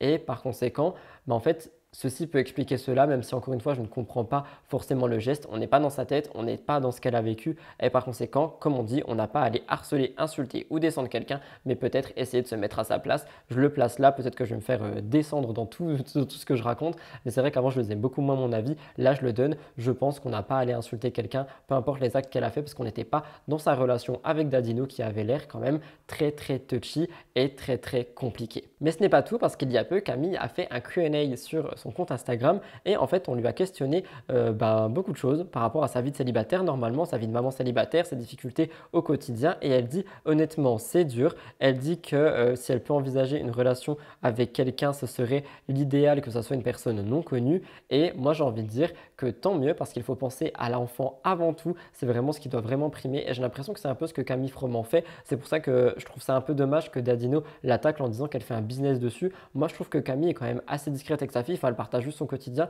mais elle ne fait pas des placements sur placements. Je ne la suis pas de près, si je me trompe, n'hésitez pas à me le dire dans les commentaires, mais il ne me semble pas que c'est quelque chose qui soit ressorti. Actualité très courte, mais vous m'avez demandé de revenir dessus par dizaines, le fameux clash Amandine Pélissard et Sam Zira. Pour ce faire, il nous faut un peu de remise en contexte. Vous le savez certainement, Amandine Pélissard et son mari font beaucoup parler depuis leur reconversion. Ils étaient dans la série Famille nombreuse, La vie en XXL. Ils ont porté plainte contre la production de TF1 et ils se sont mis dans le X. Ils ont d'abord fait des contenus pour OnlyFans, Mime, etc. Et puis ensuite, ils ont fait des contenus avec Jackie et Michel. Dernièrement, Amandine Pélissard, on l'a vu, elle est enceinte de son 9e enfant.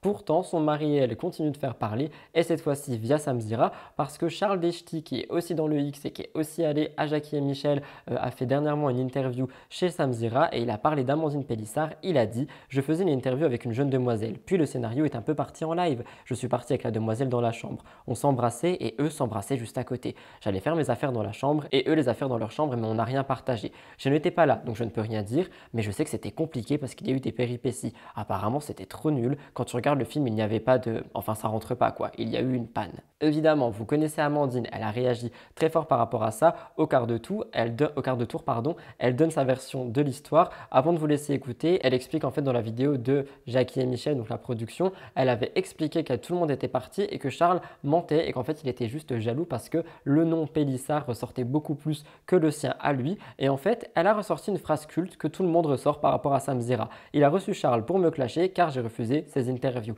Je réagis en 2-2 comme je l'ai déjà fait, mais il faut vraiment arrêter avec ce genre de choses. C'est pas parce que Sam Zira ne reçoit pas quelqu'un qui l'a forcément invité que cette personne a refusé. Peut-être simplement qu'il ne veut pas recevoir d'autres personnes non plus. Depuis septembre 2022, Sam a décidé de répondre quand quelqu'un le clash et l'attaque. C'est ce qu'il a fait pour Amandine. Il a dit qu'avec lui, c'est toujours la même excuse, que c'est une menteuse, 2-3 phrases un peu plus dures. Vous m'avez dit que Sam avait été extrêmement dur. Je vous laisse écouter un magnéto et je vous laisserai me donner votre avis dans les commentaires.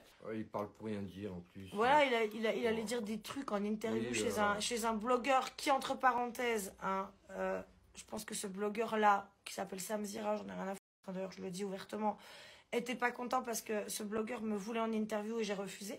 Il m'a demandé plusieurs fois de venir en ITV pour lui, je lui ai dit non. Non, parce que je ne voulais pas faire d'interview avec lui. Et en fait, donc il a fait l'interview avec Charles Bidule et tout de suite ça a été orienté sur nous. Alors pourquoi ? On se doute bien pourquoi, vous voyez bien, enfin il suffit de regarder un peu sur TikTok, sur tous les réseaux, sur YouTube, machin. Combien de gens utilisent notre nom pour faire du buzz autour de nous, etc. Toujours les mêmes mensonges, toujours les mêmes histoires, alors qu'en vrai, j'ai toutes les notes vocales et que je ne sortirai pas bien sûr, mais qui prouvent exactement qui sont les menteuses professionnelles. Et je trouve ça dingue quoi, parce que c'est toujours la même excuse. D'ailleurs je vous ai dit, je vais vous faire un single bientôt, tellement j'ai l'habitude d'entendre ça depuis des années. Oui, c'est parce qu'on peut pas faire son interview qu'il a décidé de se venger. comme si j'avais 3 ans d'âge mental, que j'avais pas une vie assez remplie et que j'avais surtout le temps de faire des stratagèmes comme ça. Non, pas du tout. Désolé, je suis pas dans une cour de récréation. Tu devrais me dire merci en fait, parce que tu ne le sais pas, mais tu devrais me dire merci d'avoir coupé de moi-même quand Charles dit que ton mari se pique pour gronder. Ah oui, j'ai oublié une coupe aussi que j'ai faite dont tu n'es pas au courant. Il disait que tu avais tes règles. Mais bon, ça c'est pas grave. Enfin, moi j'ai aucun problème avec ça, mais tu vois, par respect pour toi, je l'avais coupé. Moi, comme je vous l'ai dit, et je le redirai, pour moi, Samzira a tout simplement évolué dans sa manière de réagir, de répondre, etc. Il a décidé de ne plus se laisser faire. C'est littéralement son problème. Et si il a envie de dire tout ce qu'il pense tout bas, il a le droit de le faire. Mais évidemment, il faut avoir les épaules pour ça, surtout avec quelqu'un comme Amandine Pélissard en face. Je vous laisserai me dire ce que vous en pensez dans les commentaires. Et tout de suite, nous passons à la prochaine actualité qui concerne Thibaut InShape.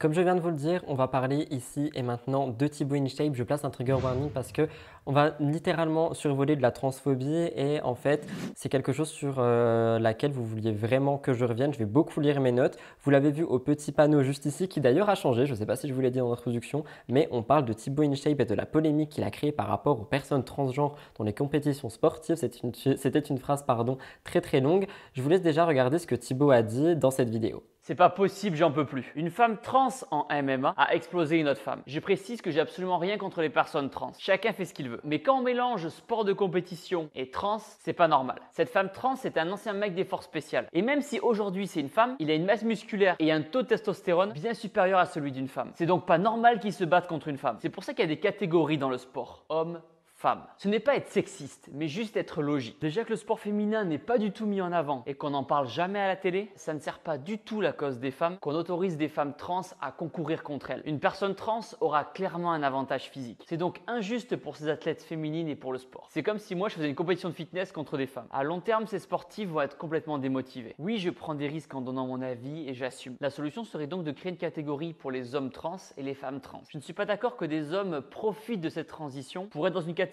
féminine et volent la victoire à des femmes qui ont bossé dur toute leur vie. Le sport évolue et c'est une bonne chose, mais faisons ça bien. Avant de vous parler chiffres et études, penchons-nous sur les commentaires. On pouvait lire « Bravo à toi d'oser parler » ou alors « Complètement faux, la masse musculaire et le taux hormonal baissent grâce au traitement et aux bloqueurs. Les femmes biologiques produisent même plus de testo qu'une femme trans, merci de se renseigner. » Pour ceux qui ne sont pas trop au courant de tout ça, j'ai été me renseigner littéralement, donc suivez très bien l'actu s'il vous plaît. On rappelle déjà qu'une femme transgenre est donc une personne née assignée homme à la naissance qui a fait une transition. On va maintenant parler études et sciences. Les femmes trans participant à des compétitions sportives ont-elles un avantage ou non? La participation des femmes trans dans les compétitions ne fait pas l'objet d'une réglementation universelle. Vous allez voir pourtant qu'en France, ça a changé. Ça peut aller en fait d'un niveau maximum de testostérone présent dans le sang à une interdiction totale pour les femmes trans de participer aux compétitions féminines. Il faut savoir que même si les femmes trans n'utilisent pas tous un traitement hormonal, il y a, selon un sondage qui a été fait en 2010, plus de 80% d'entre elles qui en prennent un. Ces hormones permettent d'obtenir des caractéristiques physiques plus féminines ou plus masculines grâce à une prise régulière d'hormones exogènes, c'est-à-dire qui ne proviennent pas directement de notre corps. Les femmes trans peuvent prendre différentes hormones. Le principe est à la fois de diminuer les hormones responsables des caractères masculins comme la testostérone et d'induire le caractère féminin, généralement grâce aux oestrogènes. Il faut savoir que la suppression des caractères masculins, elle peut se faire par différentes substances qui bloquent directement la production de testostérone ou qui bloquent les récepteurs qui interagissent dans le corps avec celle-ci. Donc, d'après les études et la science, si on prend des hormones et si on prend des bloqueurs, on n'a pas en fait le taux de testostérone que Thibaut InShape mettrait en avant. Les femmes trans ont donc le choix entre plusieurs traitements, il faut le dire. Dû à l'effet de la testostérone, les informations restent limitées. Pour vous citer, de nombreuses données montrent que la testostérone à un niveau élevé améliorerait les performances, qu'elle pourrait avoir un impact plus durable sur le squelette et sur le système vasculaire scientifique. Mais beaucoup de ces différences apparaissent seulement lorsque la testostérone reste à un niveau élevé pendant une longue période. Et il faut savoir que même chez un homme cisgenre, les taux normaux de testostérone peuvent varier. Donc en fait, ça peut varier absolument chez tout le monde. La testostérone pourrait donner un avantage aux femmes trans, mais il est probable que le traitement hormonal diminue, voire bloque considérablement cet avantage, la raison pour laquelle beaucoup de gens ont dit à Thibaut InShape d'aller se renseigner. on peut lire malheureusement que la Fédération internationale d'athlétisme a pris un important tournant dans sa politique. Je vous lis. Pour beaucoup, les preuves que les femmes trans ne conservent pas un avantage sur les femmes biologiques sont insuffisantes. Ils veulent donc plus de preuves avant de prendre en considération l'option d'une inclusion dans la catégorie féminine. Donc les femmes trans ont été exclues de la catégorie féminine en France. Je pense qu'attendre des études complètes, ça peut être une bonne chose, mais je pense qu'en allant faire 2-3 recherches sur internet, on se rend compte que ces taux peuvent être bloqués ou variés chez tout le monde. Donc je pense qu'en fait, il faudrait juste faire en fonction de l'individu lui-même et non pas mettre tout le monde dans un même sac ou dans un même panier. Et je trouve ça extrêmement dommage encore une fois. Vous savez très bien que la cause transgenre est une cause qui me touche particulièrement et voir ce genre d'exclusion, littéralement, ça me touche beaucoup. Et en plus, c'est relayé par quelqu'un comme Thibaut InShape et je trouve ça dommage parce qu'il a vraiment beaucoup trop d'abonnés et il peut faire passer des messages tellement faux qu'il fallait que je replace un petit peu la vérité ici. Donc j'espère que ça sera entendu et j'espère surtout que les gens qui se posent des questions feront des recherches la prochaine fois. J'ai envie de vous dire qu'en pensez-vous parce que c'est quelque chose qui personnellement moi m'a beaucoup choqué. Manon et Julien Tanti, je vais prendre un abonnement avec eux dans mes émissions, on en reparle. En effet, je vous ai déjà expliqué plus d'une fois que ce couple serait au bord de la rupture depuis quelques temps et les choses n'ont pas l'air de s'arranger. La famille tout entière avait prévu un joyeux séjour en Thaïlande. Thiago a déclenché une crise de fièvre, ce qui a forcé la famille à annuler le voyage et Manon a révélé comment Julien Tanti gère les choses en fait lorsque ce genre de situation se présente. Elle a l'air pas trop ravie de la manière dont il le fait, mais avant ça, parlons de Julien. Julien a profité de tout ça pour adresser un message à ses abonnés. Il a dit en fait qu'il ne recommande pas aux gens de fonder une famille tôt et qu'il ne faut pas être parent très tôt. Il a dit « Les fratés, vraiment les enfants, c'est ce qu'il y a de plus beau au monde. Mais réfléchissez bien avant de vous engager et être apte à pouvoir gérer parce que ce n'est pas un jeu. Je suis vraiment content d'avoir attendu d'avoir 30 ans pour en avoir parce que sérieux, à 20 ans, je n'aurais jamais pu gérer comme je gère maintenant. » En soi, c'est un beau message. C'est un message qui laisse sous-entendre qu'effectivement, il faut réfléchir avant de se mettre dans une situation familiale, littéralement. Mais on peut aussi le prendre à double tranchant. Regrette-t-il d'être père? Manon, de son côté, s'est aussi exprimée et elle a une petite autre version de la manière dont Julien gérerait les choses avec les enfants. Elle dit « Je n'ai pas le moral parce que déjà, ça m'a mis un gros coup de stress que le docteur un coup me dise « Vous rentrez, puis vous revenez, puis vous rentrez. J'ai l'habitude d'aller toute seule à l'hôpital avec les enfants depuis que Thiago est né. Et là, Julien est venu avec moi hier. Ce n'est pas du tout un reproche, au contraire. Mon chéri, je sais qu'il est hyper sensible, mais le fait que Julien soit là hier, bon, heureusement, il n'était pas là pendant la crise de sang, mais il était là et du coup, j'avais double pression.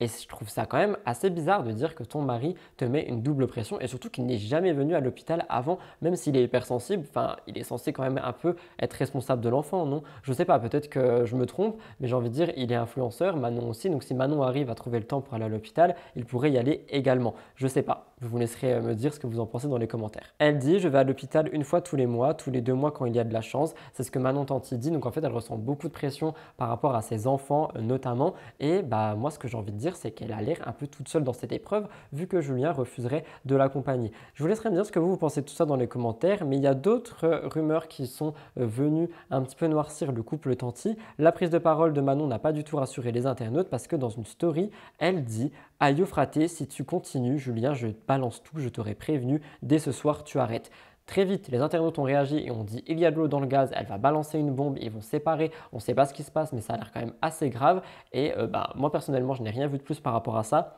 Mais si je dois réagir, je dirais que je pense sincèrement que ce couple est vraiment au bord du divorce et qu'ils tiennent à un fil et que je pense que s'ils ne font pas en sorte d'arranger les choses, et d'après ce que j'ai pu voir dans C'est la famille, Manon essaierait vraiment, je pense que ça va péter au bout d'un moment. Les enfants peuvent être un pilier solide dans une relation, mais je pense sincèrement qu'ils ne seront pas assez solides. On rappelle en plus que Manon veut du changement, donc je vous pose la question, pensez-vous que plus le temps passe, plus la séparation approche? J'ai hâte de vous lire dans les commentaires par rapport à ça. Je voulais faire une mini chronique sur Mario Premier Regard. Je vous avoue, c'est un petit peu mon péché mignon du moment. J'attends les épisodes tous les lundis avec mes popcorn littéralement. Donc j'espère que ça ne vous dérange pas. Je ne sais pas si vous regardez. Si vous regardez et que vous connaissez, dites-moi dans les commentaires. Sinon, pour vous expliquer, en gros, on ne se connaît pas, mais on se marie et on essaie d'être un match. Tout est fait via la science. On se rencontre le jour du mariage. On peut décider de dire oui ou non. Il y a des experts qui trouvent une compatibilité amoureuse de manière scientifique. Et c'est vraiment une série que j'adore. Et je voulais revenir sur Annabelle et Fabrice, le premier couple de mariés, et ils ont vraiment eu un véritable coup de foudre comme on a pu le voir à la télé. C'est une alchimie qui crève les yeux à l'écran, mais il y aurait 2-3 zones d'ombre comme la meilleure amie de Fabrice et surtout les news que j'ai vu passer. Donc attention, un peu de spoil pour ceux qui n'ont pas vu, mais je voulais vraiment qu'on en parle dans les commentaires, donc si jamais vous ne voulez pas être spoilé, passer à la prochaine actu. Mais pour vous expliquer, dans l'épisode du lundi 27 mars, il y a des problèmes qui ont commencé en fait entre les deux. Fabrice est très proche de sa meilleure amie qui s'appelle Céline. Ils ont une relation qui a l'air quand même assez ambiguë et le discours de Céline à l'égard de Fabrice n'a pas enlevé de soupçons à Amandine. Bien au contraire, elle disait on est très fusionnels, on se comprend, donc un seul regard suffit. Et là je me dis c'est l'occasion pour formaliser les choses. Je me souviendrai toujours de ce jour où tu es arrivé sur Montpellier. Nous nous sommes jamais quittés. Annabelle, comme n'importe quelle femme j'ai envie de dire qui vient d'épouser un mari inconnu, s'est sentie super mal par rapport à ça parce qu'elle s'est dit ok, ils sont très amis, c'est pas un problème, mais là c'est un peu bizarre, tu vois. Elle a dit qu'elle sentait une sorte de menace. Elle dit forcément au fond de moi, il faut être honnête, il y a quand même une petite méfiance. Je serai vigilante à savoir s'il est clair ou pas, s'il y a de l'ambiguïté ou pas. J'espère tout simplement être rassurée. Je réagis un peu par rapport à ça parce qu'on a aussi appris que Fabrice était beaucoup ami avec ses ex, une question qu'on pose énormément dans mes émissions, mais pour le coup moi je serais un peu apeuré parce que là on entend quand même beaucoup d'ex et il est très ami avec tout le monde, donc c'est littéralement tu sors tous les jours avec tes ex, tu sors dehors, hein, je parle, donc ça peut être très vite gênant. Et en fait, il y a beaucoup de choses qui font que beaucoup de gens pensent que Annabelle et Fabrice ne sont plus ensemble, notamment déjà dans son portrait, il disait « Je cherche une femme Gémeaux, ascendant Scorpion, qui chausse un 37, curieuse, honnête, bienveillante, avenante, sociable, élégante. Elle a du goût et du style, les ongles faits. J'ai besoin d'un effet waouh quand je vois une femme. » Et il y a beaucoup de gens qui ont critiqué ça, qui ont dit qu'il en demandait quand même beaucoup, qu'il avait des critères très sélectifs, notamment Kelly Vedovelli sur TPMP. Elle l'a littéralement clashé. Et Annabelle, sa femme, elle a pris sa défense. Elle a dit « Dès l'instant où il a pris ma main, il y a eu une genre d'électricité que j'ai sentie. Physiquement, il y avait vraiment une connexion, cette énergie. Enfin, moi, j'ai vraiment senti l'électricité, l'énergie dans tout mon corps. Je me suis dit « Waouh, effectivement, il me plaît. » Ce qui peut laisser sous-entendre qu'ils seraient toujours ensemble. Pourtant, le jeudi 23 mars, sur son compte Instagram, elle poste une photo avec une caption que je vous affiche et on peut lire « Vous avez découvert un Fabrice réfléchi, certes, et j'ai besoin de ça. C'est un gage de sincérité et aussi rassurant que d'être uni à un tel homme. » Et puis, il n'est pas que ça. Personne n'a qu'un seul trait de caractère. Sa sensibilité est réelle. Ne jamais oublier que derrière toute personne, il y a un passé, des barrières qu'on place les unes après les autres pour se protéger. Elle a mis un emoji cœur également, mais il y a beaucoup de gens qui se disent que cette dernière phrase, ne jamais oublier que derrière toute personne il y a un passé, voudrait dire qu'ils ne seraient plus ensemble. Est-ce que selon vous, si vous regardez, ils sont plus ensemble ou est-ce qu'il y a eu de l'eau dans le gaz mais ils ont réussi à survivre? Je ne sais pas trop. J'ai hâte de suivre les prochains épisodes parce que franchement, ça a été mon couple coup de cœur de l'émission. Je peux voir les émissions en avance parce que je me suis abonné à Six Play Max évidemment pour pouvoir vous faire des émissions toujours plus complètes. Mais franchement, ça a été vraiment mon couple coup de cœur de l'émission Mariée au premier regard pour le moment. Donc j'espère qu'ils sont toujours ensemble. Qu'en pensez-vous? J'ai hâte de vous lire par rapport à ça dans les commentaires. Je vous l'ai dit en début d'émission, mais j'ai fait une chronique sur la réforme de retraite et l'influence. Comme vous le savez, l'actualité autour des grèves pour la réforme retraite ne s'arrête pas. Il y a des manifestations sauvages qui ont lieu. Les rues de Paris ressemblent à des poubelles, des personnes réagissent et ce sont principalement des personnalités. Premièrement, je voulais déjà vous parler des influenceurs qui réagissent à tout ça. Depuis le jeudi 16 mars et l'annonce du recours au 49.3 dans le cadre de la réforme des retraites, beaucoup d'influenceurs ont choisi de prendre position. On parle ici d'influenceurs et influenceuses qui sont sortis de leur silence politique parce que généralement les influenceurs et influenceuses ne parlent pas politique et ils se sont insurgés contre la réforme des retraites. Une réforme qui est d'ailleurs considérée par beaucoup comme inégalitaire et précarisante. Disclaimer par rapport au fait que les influenceurs n'ont pas le droit de parler de ça, moi je suis pas d'accord, je vous l'ai dit au début d'émission, évidemment, si on veut en parler, on en parle, on a une parole, on l'utilise. Léna Situation, Seb Lafrite, Angélique Phoenix, Sullivan Goued, qui d'habitude ne parlent pas de politique, cette fois-ci ont pris parti et je vais un peu vous expliquer. Sullivan Goued a ouvert le bal en fait et il a ouvert la prise de parole. Comme vous le voyez en story, il met un post et il a dit en fait que c'était totalement dégueulasse. Il a pris position sur la réforme des retraites. Il avait fait des stories disant « Je suis triste pour mon pays, je suis triste pour tous ceux qui vont réellement subir les conséquences de cette réforme, j'ai honte pour vous ». Et après ça, ça a fait un petit effet boule de neige. On a vu Angélique Phoenix avec 6 millions d'abonnés qui a réagi, Léna Situation 4 millions d'abonnés qui a réagi. On a eu aussi d'autres influenceurs un peu plus petits mais toujours aussi gros comme Louis CZNV que j'apprécie particulièrement, qui est allé manifester dans les rues de Paris. Personnellement, moi, j'ai vu L'Homme Pâle en concert qui a aussi fait une petite phrase par rapport à ça entre deux musiques. Mais ce n'est pas tout. On a une actrice, Maria Cross, qui a été célèbre dans le rôle de Brie Van de Camp. Vous m'assimilez beaucoup à elle d'ailleurs dans Desperate Housewives, qui était de passage en France et qui a vu ce qui se passait et elle a pris la parole. Elle a dit en gros que, elle a posté des photos en story et elle a dit, je cite, J'étais à Paris juste avant de venir à Lille, donc je sais ce qu'il se passe, je le comprends. En tout cas, je préfère vos poubelles à nos tueries de masse. C'est quelque chose qui n'est pas forcément passé inaperçu. Il y a beaucoup de gens qui ont dit que les deux n'étaient pas vraiment comparables, mais que en gros, on disait un petit peu merci pour le soutien Maria Cross, mais c'est vrai que c'est pas vraiment comparable. Mais je trouvais ça quand même assez beau de souligner que même en Amérique, on parle de nous. Et franchement, sur Twitter, moi j'ai vu beaucoup de personnalités, journalistes et tout ce que vous voulez américains qui parlent de ce qui se passe en France et qui sont quand même indignés pour la France, parce qu'en fait, la chose qui indigne le plus, c'est que de base, nous sommes un pays démocratique et que là, on a laissé la parole à personne. Finalement, dernière actualité qui est liée à la réforme des retraites, Polska et Toutatis ont été critiqués par Quotidien, ce qui a été jugé de sexiste. Les informations ont été prises via Mademoiselle et je voulais réagir avec vous. Le 24 mars 2023, le journaliste Nicolas Fresco de Quotidien a moqué dans l'émission la participation aux manifestations de Toutatis et Polska dans des vidéos TikTok. En gros, elle montre durant une manifestation les formes contre les réformes. Selon le chroniqueur que j'ai cité, ces deux femmes seraient célèbres pour avoir été recalées en raison de leur décolleté plus profond que le trou de la sécu. C'est ce qu'on a pu entendre dans un extrait qui a été partagé sur Twitter,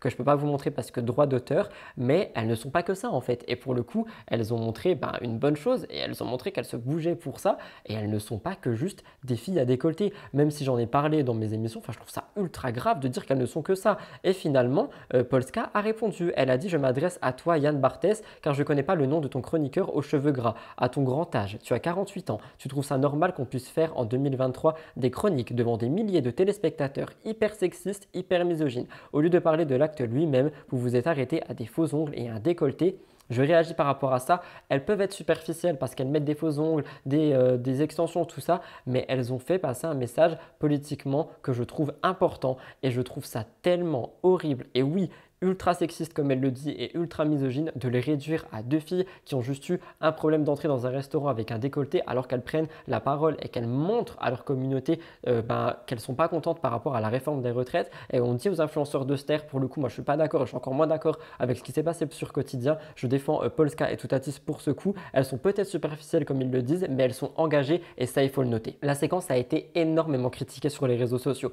et beaucoup de gens étaient d'accord avec moi. On pouvait lire: insupportable bourgeoisie de plateau télé avec leur habituelle arrogance sexiste et classiste. C'est ce qu'a dit une députée de la France insoumise. Il y a d'autres personnalités comme Rokhaya Diallo qui a réagi. À 19 et 22 ans, Polska et Toutatis s'engagent publiquement contre la réforme des retraites. Pour en parler, Quotidien choisit le ricanement misogyne et classiste. Je trouve ça tellement horrible et l'équipe de Quotidien n'a pas encore réagi, mais moi je pense qu'ils devraient en fait juste présenter leurs excuses à Toutatis et Polska. Elles ont beau être jeunes, elles ont beau être superficielles, elles sont engagées pour ce coup, pour ceci, et il faut le souligner.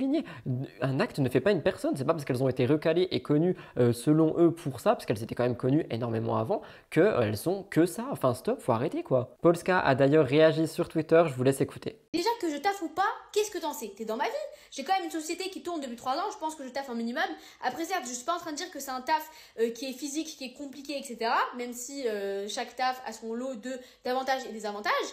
Mais quand même en fait, c'est pas parce qu'il y a un sujet qui ne me concerne pas forcément directement que je peux pas y manifester pour les autres, que je peux pas les aider, je sais pas. Rien que le fait que j'ai une mère en fait, j'ai pas envie qu'elle taffe jusqu'à 70 ans. J'ai pas envie que par exemple la pharmacienne en bas de chez moi qui est super sympa avec moi, qui a je pense déjà la cinquantaine, enfin j'espère que je ne la vieillis pas actuellement, c'est la voix TikTok. Mais bref, je pense que voilà, elle a déjà un certain âge, j'ai pas envie qu'elle taffe jusqu'à 70 ans. Et le truc qui m'énerve le plus, c'est que les gens ils sont trop hypocrites en fait, parce que si j'avais rien fait, je serais même pas allée manifester, j'aurais pas ouvert ma bouche, les gens seraient là en mode eh mais regardez-moi là, ces meufs elles en ont rien à foutre, regardez c'est des égoïstes et tout.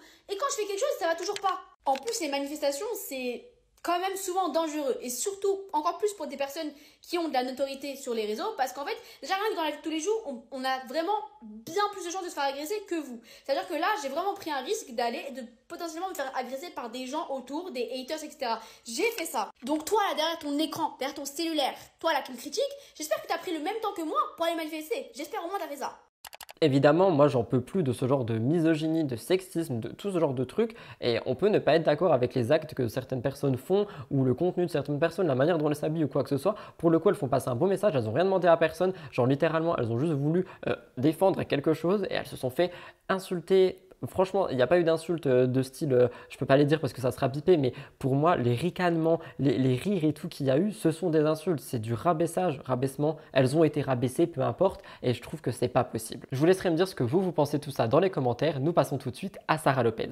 Je sais pas si vous avez vu le dernier épisode de Baby Story animé par Jérém Star, mais il reçoit Sara Lopez qui revient sur sa grossesse et qui devrait d'ailleurs bientôt être terminée au moment où je vous parle. On revenait la semaine dernière ou la semaine d'avant sur Liam dit Benedetto. Cette semaine, je reviens sur Sara Lopez. On rappelle qu'elle a annoncé le 3 novembre sa grossesse et que son compagnon se nomme Gérald Martinez. Ils ont été rencontrés dans un restaurant à Dubaï. Avant d'entrer dans cette actu, je voulais faire un petit mot pour la vidéo Auschwitz de Jérém Star. Il y a beaucoup de personnes qui m'ont demandé d'en parler, de partager des actus par rapport à ça. Comme vous le voyez à la durée de cette émission, je ne peux pas parce que j'ai déjà beaucoup trop de choses ici. Je ne voulais pas m'étaler sur ce sujet à l'intérieur de mon émission. Je vous mettrai par contre la vidéo en barre d'infos parce que je l'ai regardée et je pense qu'elle peut être ultra intéressante pour apprendre des choses, pour aussi vraiment juste découvrir ce qu'était les camps Auschwitz et surtout pour les plus jeunes qui me regardent, si vous n'êtes pas au courant de cette histoire, n'hésitez pas à aller voir la vidéo de Jérém. Elle sera pinée dans la barre d'infos. Mais je voulais revenir quand même sur Sarah et Gérald. Le couple vivait à Dubaï. Ils se sont installés dans le sud de la France depuis peu. Son tout premier rendez-vous chez l'anesthésiste s'est déroulé le 21 mars. Ça l'a rendue très anxieuse mais très heureuse. Je vous lis un peu.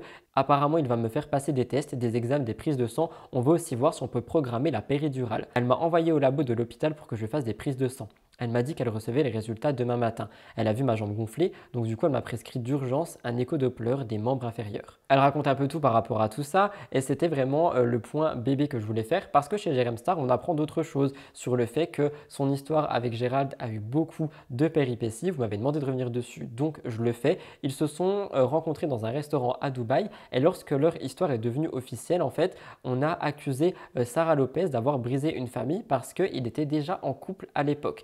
Elle dit « On a subi du harcèlement. Quand quelqu'un ne lâche pas l'affaire et que tu ne réponds pas et que tu es obligé de prendre des avocats pour dire stop, surtout quand on accuse à tort. » Alors, je pense sincèrement qu'on peut dire si on veut que machin a volé truc ou que bidule a volé machin quand on sait que quelqu'un était en couple avec quelqu'un, mais on n'était pas là, on ne sait pas exactement ce qui s'est passé, on ne sait pas comment les choses étaient dans l'ex-couple ou peu importe, et c'est valable pour Sarah comme pour beaucoup de gens. Je pense pas qu'on soit capable de juger des relations. Par contre, qu'elle dise qu'en fait elle a dû arrêter tout ce qui se passait à cause du harcèlement via la justice, je pense quand même qu'il y a eu beaucoup de problèmes dans l'ex-relation avec la nouvelle relation, donc la relation de Sarah, et ça devait être assez tendu quand même. Elle dit que la justice est intervenue et que sa rivale a arrêté. Elle dit, je cite, « Je pense qu'elle a compris, on a essayé de se mettre à sa place. C'est une femme qui a été déçue en amour, c'est une fin de relation, le mec a retrouvé une nana, elle a eu la haine et je trouve que c'est tellement humain qu'elle se mette à la place de cette personne. Donc merci Sara Lopez pour ça. » On apprend également, enfin du moins moi je l'ai appris, que son compagnon a des enfants et que le contact passe super bien avec Sara Lopez.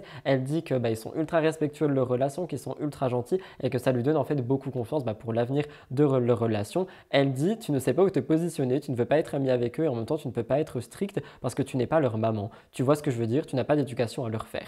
J'ai réagi par rapport à ça parce que je trouve que ça doit être quand même assez compliqué et assez touchy de se placer en tant que belle maman avec des enfants qui ne sont pas les tiens parce que effectivement comme elle le dit, tu as envie d'être ami avec eux mais tu peux pas, tu as envie d'être strict avec eux mais tu peux pas trop non plus. Donc je pense que c'est une position comme elle le dit qui doit être très délicate. Si jamais il y a des personnes à qui c'est arrivé et que vous avez des conseils à donner à Sara Lopez ou à d'autres personnes, n'hésitez pas à les mettre dans les commentaires. Je vous laisse avec un petit magnéto de Baby Story et je vous retrouve pour la dernière actualité du cœur de l'actu, le GIEC. Non mais c'est la première fois que je suis avec quelqu'un qui a autant de différence d'âge. Bon après c'est rien à cet âge-là, hein, 12 ans c'est pas non plus...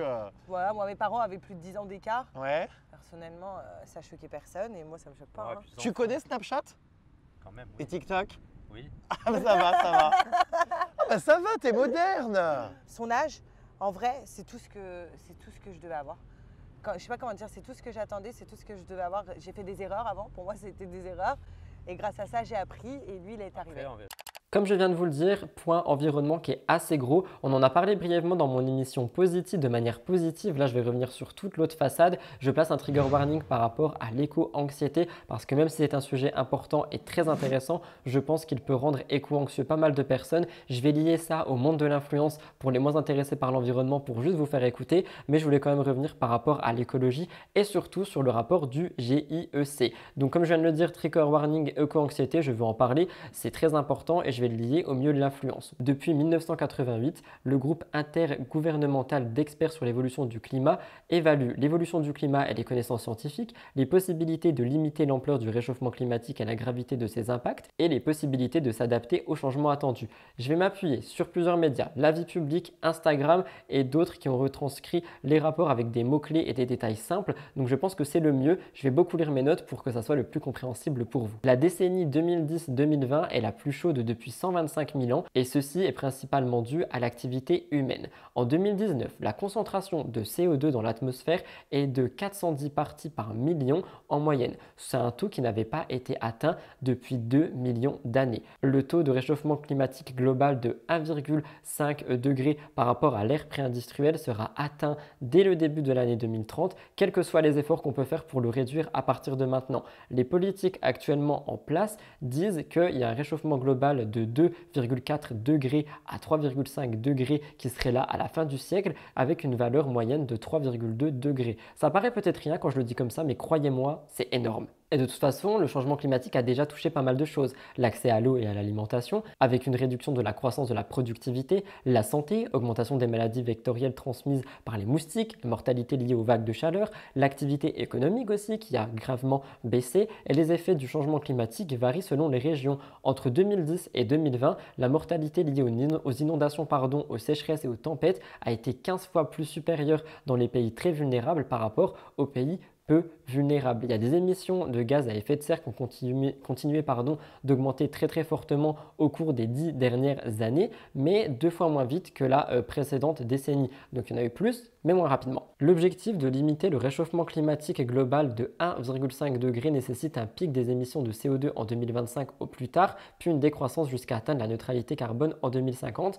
Mais malheureusement, pour le moment, c'est très compliqué et les effets du changement climatique vont s'intensifier avec le réchauffement mondial. Pour vous citer un peu, température extrême, intensité des précipitations, sévérité des sécheresses, fréquence des événements climatiques rares, accélération de la fonte du permafrost et de la glace de mer en Arctique, des glaciers de montagne et des calottes glaciaires du Groenland et de l'Antarctique, montée du niveau de la mer. Certaines de ces conséquences du réchauffement climatique vont être irréversibles durant des siècles, voire des millénaires, et honnêtement, c'est pas pour faire peur, mais on est déjà en train de rentrer dedans. Et c'est pour ça que je trouve ça un peu grave que personne n'ait parlé de ce fameux rapport du GIEC. Le compte Instagram Paye ton influence, c'était ça le média que je cherchais en début de chronique, se pose une question. Où sont les influenceurs quand il faut en parler? Ils disent sur leur média vert.com, youtubeurs, tiktokers, instagrammeurs, anciens candidats de télé-réalité, les influenceurs sont des personnalités suivies massivement sur les réseaux sociaux, bien qu'ils et elles proposent tout type de contenu, les stars des réseaux ont tous un point commun, le temps d'un post, d'une vidéo ou d'une story, elles deviennent des vitrines publicitaires pour une marque et appellent leurs audiences à acheter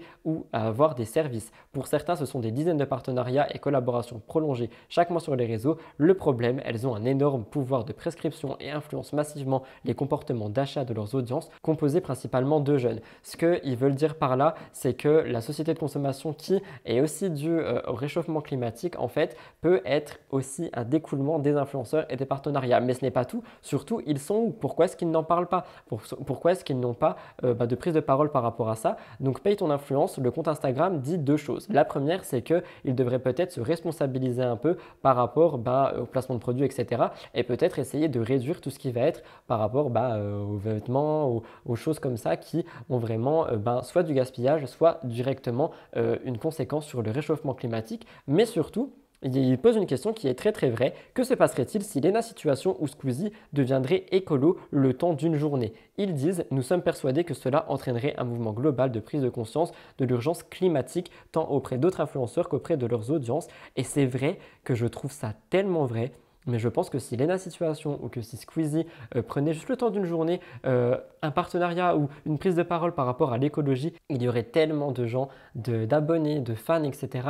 qui pourraient avoir une prise de conscience par rapport à ça. Moi, je continuerai à le faire dans mes médias, mais je ne suis pas Léna Situation ou Squeezie. Paye ton influence demande aux influenceurs de se réveiller et d'essayer d'engager les nouvelles générations dans le combat climatique. Moi, j'ai envie de vous dire que peut-être ils n'osent pas parce que quand un influenceur ose parler d'un sujet comme le réchauffement climatique, l'écologie, la l'avortement, peu importe, ce genre de sujet très actuel, très société, ils se font toujours taper dessus. Je l'ai vu, je me considère pas comme influenceur, mais plus comme créateur de contenu. Je n'ai même pas 50 000 abonnés et pour moi, j'influence pas vraiment des gens, même si on m'a déjà dit que j'étais un influenceur, hein, dans le milieu, on me l'a dit. Mais c'est vrai que lorsque j'ai fait mon petit message par rapport à ce qui se passe en France, je me suis un peu pris une vague de « Ah ouais, en fait, ce que je dis peut vraiment être pris comme ça, tu vois ». Et je me dis que eux, à leur échelle, ils doivent avoir peur de parler de ce genre de sujet. Je vous laisserai me dire ce que vous en pensez, mais je voulais vraiment revenir sur le rapport du GIEC et surtout le lier au monde de l'influence parce que je pense que les deux sont étroitement liés et qu'on peut essayer autant de faire du positif avec l'influence par rapport au réchauffement climatique et à l'écologie, comme en ce moment on voit beaucoup de négatifs avec Boo, Zara et tout ce genre de choses. Et j'en passe franchement parce qu'il y a aussi la nourriture et beaucoup de placements qui peuvent poser problème pour la planète. C'était donc tout pour le cœur de l'actu. Si vous êtes encore là, n'oubliez pas de liker cette vidéo juste en dessous, là dans les 2 secondes où je vous parle, de vous abonner à la chaîne. On peut aussi le faire sur la télé, sur la tablette, sur le téléphone. Ça prend vraiment 2 secondes et ça me montre un soutien énorme par rapport à mon travail. Donc merci beaucoup à ceux qui le font. Et je vous retrouve tout de suite pour les gros dossiers de la semaine. Ils sont 3, Shanna et Jonathan, et on revient encore sur influenceurs avec la fameuse loi qui a été décrite par Uko Décrypte et surtout tout le scandale qui a suivi avec La Tribune. Et finalement, Samzira et Virgile, c'est tout de suite, c'est maintenant, après le jingle. Si vous entendez mon ventre gargouiller, c'est tout à fait normal. Ces gros dossiers me donnent faim parce que ça fait déjà 1h40 que je tourne et je pense sincèrement que mes émissions sont de plus en plus longues. Je vous laisserai me dire dans les commentaires si ça vous dérange. Je sais qu'il y a des gens qui me disent que non, mais je préfère demander à chaque émission. Vous l'avez vu à la petite banderole, on va parler de Shanna et Jonathan. Jonathan. Si vous me suivez assez régulièrement, vous savez que j'aime beaucoup revenir sur l'actualité qui les concerne. C'est un couple que je trouve très courageux, très transparent et qui poste absolument toute leur vie. On rappelle qu'ils sont très heureux depuis qu'ils sont les parents d'un petit Luca et que depuis ça, ils sont aussi malheureusement vraiment sous l'eau. On va revenir sur leur projet, mais malheureusement, ça leur laisse un peu moins de temps pour vivre en fait en tant que couple parce que en fait, c'est vrai que c'est assez compliqué quand on travaille notamment chez soi de déjà scinder vie professionnelle, vie personnelle. C'est pour ça que j'ai pris des bureaux qui d'ailleurs arrivent extrêmement bientôt. Là, je vais avoir les clés et les meubles. Je pense que dans 3 tournages, on filmera officiellement dans mes bureaux. J'ai beaucoup trop hâte. Mais on rappelle déjà que malheureusement, début janvier, Shanna et Jonathan ont été cambriolés. Une mauvaise nouvelle pour eux qui les a poussés à parler d'un déménagement et à vouloir quitter la France. On rappelle qu'il y a beaucoup de candidats de télé-réalité qui sont malheureusement la cible de cambriolage et que déménager à l'étranger semble être une des meilleures solutions pour eux. Et sur Instagram, on rappelle que Jonathan avait dit « Merci messieurs les cambrioleurs, grâce à vous on démarre bien l'année, mais surtout grâce à vous on est sûr de nous, on veut vivre à l'étranger ». On rappelle aussi qu'il y a beaucoup de gens qui vont notamment à Dubaï pour les impôts et tout ça, hein, pour ne pas en payer. Concernant Jonathan et Shanna, ils parlaient de Bali et je vous ai raconté dans mon ancien épisode de Mixosity, le dernier, que Bali était un peu comme Dubaï au niveau des impôts. Mais elle disait, Bali est une de mes destinations coup de cœur parce que déjà les gens, le partage avec les gens, il est incroyable. Mon amour, il va partir pendant 1 semaine. On va aller là-bas avec la personne qui travaille avec nous. Le but de faire ce voyage à Bali, c'est que mon amour aille voir comment ça se passe. Est-ce que ça lui plaît? Parce que moi, je sais que ça m'avait beaucoup plu. Je vous laisse un petit magnéto pour que vous vous rappeliez de ça. On va où, mon amour? Du coup, on a décidé d'aller dans une destination que moi je connais et que mon amour ne connaît pas. La destination, c'est Bali.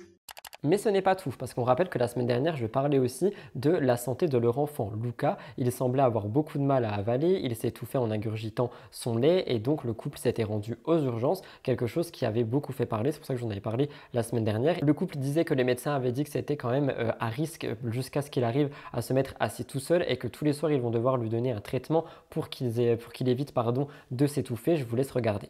Suite à ce de câble qu'il avait dans le nez, donc la pH-métrie, ils ont compris qu'il avait beaucoup de pics, de remontées, de reflux. Et c'est ce qui est la cause certainement du fait que des fois ça obstrue l'œsophage. Ouais.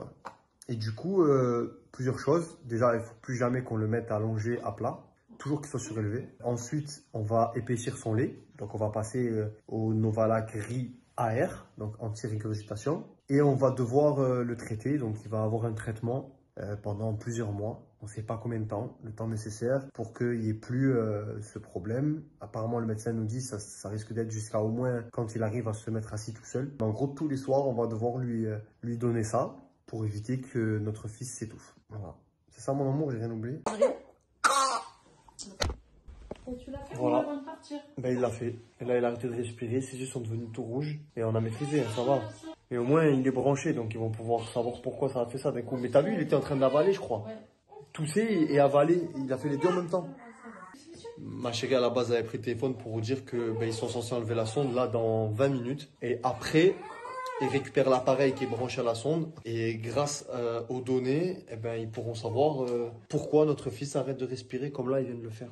Et en fait, tout ça mélangé fait que le couple commence vraiment à être assez fragile de leur situation. Même si ce sont des projets, des événements et des périodes qui sont censés rapprocher, qui sont censés être passables, etc., on rappelle qu'ils vivent quand même des choses assez dures depuis un petit moment. Et malheureusement, là, on dirait que c'est surtout en train de défaire les liens qu'ils ont entre eux, car ils sont vraiment sous l'eau. Ce qui m'emmène à leur dernière et avant-dernière vidéo où ils se sont disputés en face de la caméra. En fait, ils n'ont plus d'équilibre du tout. Shanna a pris la parole lors de cette vidéo et Varuekios explique dans ses stories avec des citations de Shanna. Elle dit « Je veux qu'on arrête tout pendant quelques jours, je veux qu'on arrête tout pour se retrouver et avoir une vie de couple parce que c'est le naufrage, il s'en va à le bateau là. » Shanna Kress en fait explique qu'elle aimerait bien faire une pause dans leur travail afin de prendre du temps pour eux sans penser à leurs engagements liés au monde professionnel, mais en fait à chaque fois qu'elle regarde son planning, elle se rend compte qu'il y a toujours quelque chose et qu'ils n'ont absolument aucun moment pour eux. Donc Shanna dit qu'elle est au bout, en fait elle est vraiment au bout, elle en peut plus et elle dit qu'elle a beaucoup trop de pression sur ses épaules.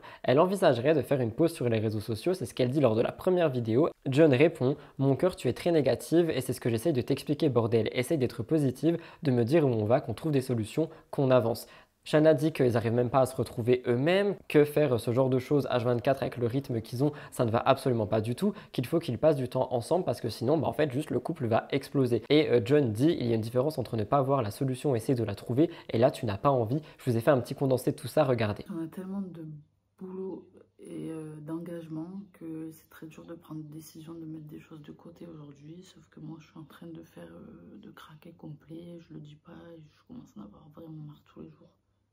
Vraiment, genre, fatiguée, vraiment, je peux plus. Trop de pression sur les épaules, c'est pour ça que je me dis, il faut au moins arrêter des réseaux sociaux, genre Snapchat ou Instagram ou quelque chose, et se consacrer à YouTube, à des choses qui aujourd'hui nous plaisent beaucoup plus. J'ai l'impression de me dire, je l'ai pas choisi, mais ça va pas entre nous, tu vois. Je vous jure, je suis épuisée psychologiquement, j'essaie d'être la meilleure partout, sauf que j'arrive plus. On a décidé, déjà demain, de tout couper. Il n'y a pas de challenge, il n'y a pas mon programme, il n'y a pas le taf, voilà. On va passer la journée ensemble, du matin au soir, et seul. On va prendre soin de nous, on va rigoler. On sait pertinemment qu'un couple, ça s'entretient. Ça a énormément été critiqué parce que les gens disent que c'est une mise en scène, qu'ils font absolument tout pour qu'on parle d'eux, etc.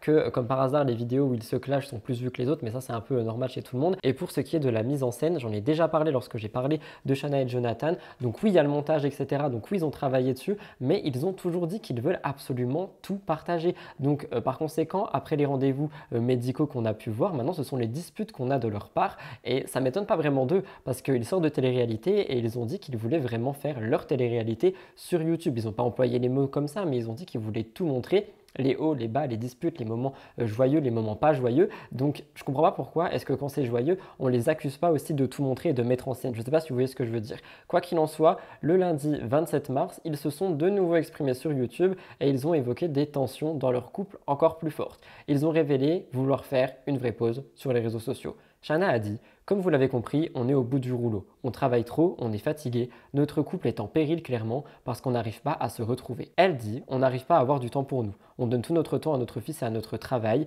Et en fait, elle dit que leur intimité a littéralement réduit depuis l'arrivée de Luca. Chose qui arrive généralement quand on devient parent, mais pour ce couple, ça a l'air de beaucoup les toucher et ça peut effectivement toucher plus un couple qu'un autre. Elle dit « On n'arrive plus à dormir l'un contre l'autre parce que le bébé est notre priorité. On a peur qu'il s'étouffe. » Et en fait, c'est ça que je vous dis, c'est qu'il y a le cambriolage et maintenant il y a le bébé qui s'étouffe. Et après, qu'est-ce qu'il y aura? Ils vivent vraiment des épreuves très compliquées, donc on peut les accuser de tout mettre en scène. Ce qu'ils vivent reste factuel et je trouve que c'est vraiment très compliqué. Donc elle dit, enfin ils disent à deux que pour tenter de raviver la flamme, ils veulent éliminer du travail et par conséquent, ils vont essayer de faire beaucoup moins de réseaux sociaux, notamment Instagram et je crois TikTok, il me semble. Et j'ai envie de vous dire pourquoi, parce que je pense que YouTube leur rapporte plus dans le sens où Instagram, on le sait, ça rapporte qu'avec les placements. On sait également que les placements rapportent moins. Je ne sais pas combien ils elles en font, peut-être qu'ils en font pas autant que ça. Et je crois qu'elle avait dit, voilà, on en a marre, on ne voit pas d'évolution professionnelle. Donc peut-être que YouTube serait plus avantageux pour eux et que par conséquent, je peux comprendre que si Instagram ne leur apporte rien en plus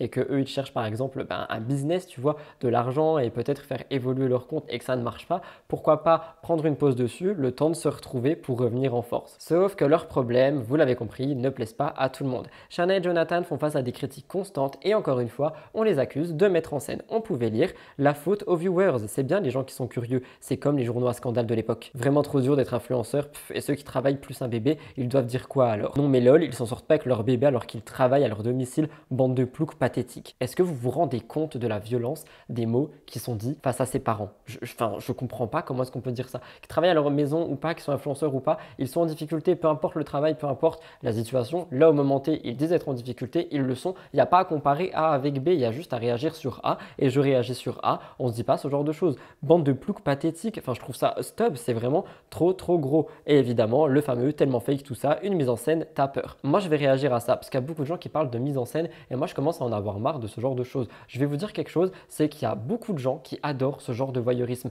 Il y a beaucoup de gens qui vont critiquer, dire que tout ça c'est fake, tout ça c'est des mises en scène, mais ça va être les premières personnes à aller regarder ces vidéos et à les tout scruter et à les commenter parce qu'ils adorent voir l'intimité des gens, voir les petits trucs ici, les petits trucs là. Je peux comprendre la gênance, ils l'ont toujours dit qu'ils allaient absolument tout montrer. Moi ça me gêne, je l'ai déjà dit, les rendez-vous médicaux ça m'a gêné, les voir se disputer pour mes magnétos ça m'a gêné, mais je peux pas mentir et je vous le dis, il y a énormément de gens qui adorent ce genre de petits trucs là, ce genre de petits voyeurisme, ce genre de petits moments d'intimité volés, tout ce genre de choses. Donc évidemment qu'ils vont continuer à le faire parce que ça va générer du trafic sur leurs vidéos et que c'est leur ligne éditoriale. Donc il faut soit l'accepter, soit arrêter de venir insulter les gens de bande de ploucs pathétiques. Je suis désolé, je m'emporte un peu, mais j'en ai marre de voir des insultes. J'en reviens par rapport pareil à Hailey Bieber, j'en peux plus de voir des gens qui vont insulter gratuitement les mères et les pères de tout le monde sur toutes les vidéos, sur tous les posts. Enfin stop, au bout d'un moment, vraiment deux poids deux mesures. Et c'est ça que j'ai envie de parler pour ma prochaine actu sur la loi par rapport à l'encadrement de l'influence. Pourquoi est-ce qu'on n'a pas de texte de loi par rapport à ce qui va être encadré vis-à-vis des commentaires, des réponses et tout ça? Il faudrait aussi quelque chose là-dessus et j'y viens tout de suite.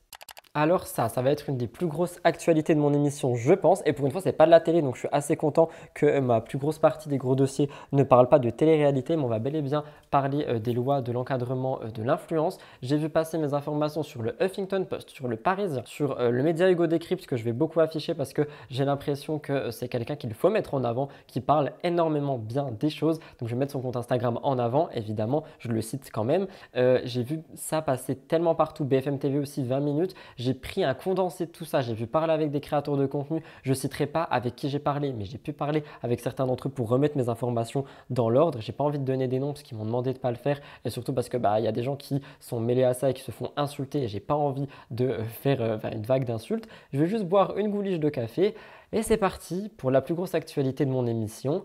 La loi de l'encadrement influence. Je vais prendre mon iPad et je vais énormément lire mes notes, la raison étant que je ne veux pas me gourer dans ce que je dis. Si vous suivez l'actualité influenceur, vous avez forcément vu passer l'information qui revient sur le projet de loi d'encadrement du secteur de l'influence. Bruno Le Maire a appuyé ceci et a donné les futures lois qui seront mises en place. Mes informations concernant cette partie sont prises par Hugo Décrypte et le Huffington Post pour les intéresser.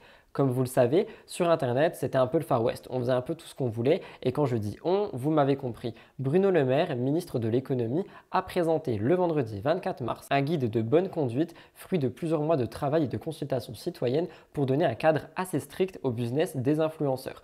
Il rappelle les publicités douteuses, les partenariats déguisés, les soupçons d'arnaque, etc.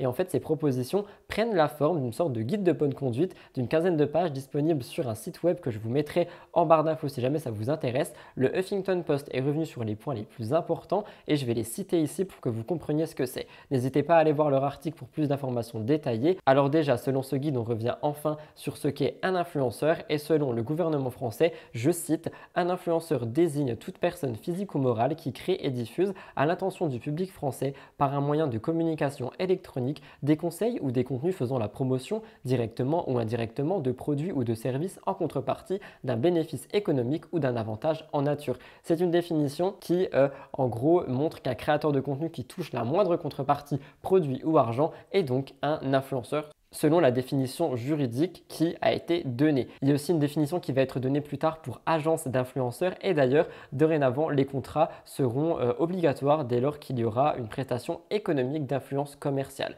Une question qui se posait beaucoup également, c'était par rapport aux créateurs mineurs. Il faut savoir que les mineurs de moins de 16 ans devront désormais obtenir un agrément préalable auprès des services de l'État pour être employés par une entreprise spécialisée dans l'influence commerciale. Ils pourront toucher que 10% de leurs revenus, le reste sera à la majorité. Et je trouve que c'est plutôt pas mal parce que ça c'est quelque chose dont on parlait beaucoup et on se posait vraiment beaucoup de questions par rapport aux enfants influenceurs qui touchent l'argent, comment est-ce qu'ils vont toucher l'argent, est-ce qu'ils vont vraiment toucher l'argent, ce sera enfin encadré. Concernant les différentes publicités qu'on peut voir, ça sera beaucoup plus encadré comme c'est déjà le cas à la télé par exemple ou à la radio, par exemple par rapport à l'alcool, le tabac, les produits financiers et certains dispositifs médicaux ou les paris sportifs, on aura en fait beaucoup plus de réglementation. On a aussi appris que Bruno Le Maire s'est montré particulièrement ferme en décidant d'interdire complètement la promotion de chirurgie esthétique et ça je voulais vraiment l'appuyer, je trouve que ça va faire un petit peu de ménage. Autre chose, point très important, les filtres et les retouches, j'en ai un peu parlé au début d'émission. En effet, l'usage des filtres et des retouches pour améliorer artificiellement son apparence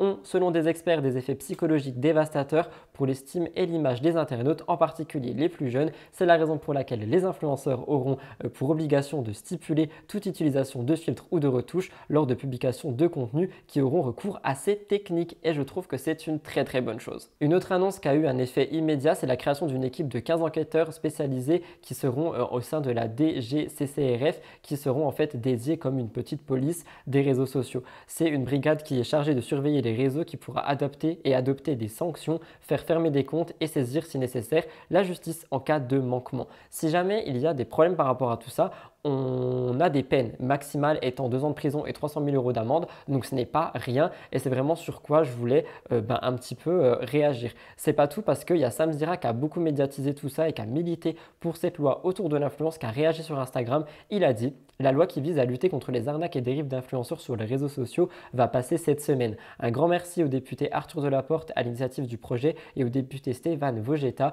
en espérant que des sanctions strictes seront appliquées pour les dérives passées. Elles ne doivent pas rester impunis.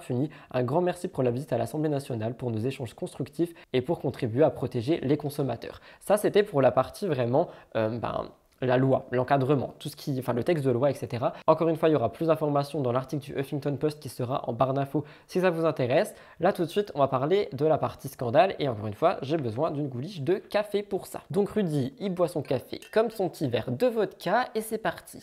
Car oui, ce n'est pas tout, le nom de Squeezie et d'autres créateurs se sont retrouvés mêlés à tout ça et ça a fait un gros scandale. Ce dimanche, dimanche dernier au moment où vous regardez, une tribune est sortie avec beaucoup de signatures à l'intérieur, dont celle de Squeezie, Enjoy Phoenix, Maya Adorable, vraiment beaucoup de créateurs.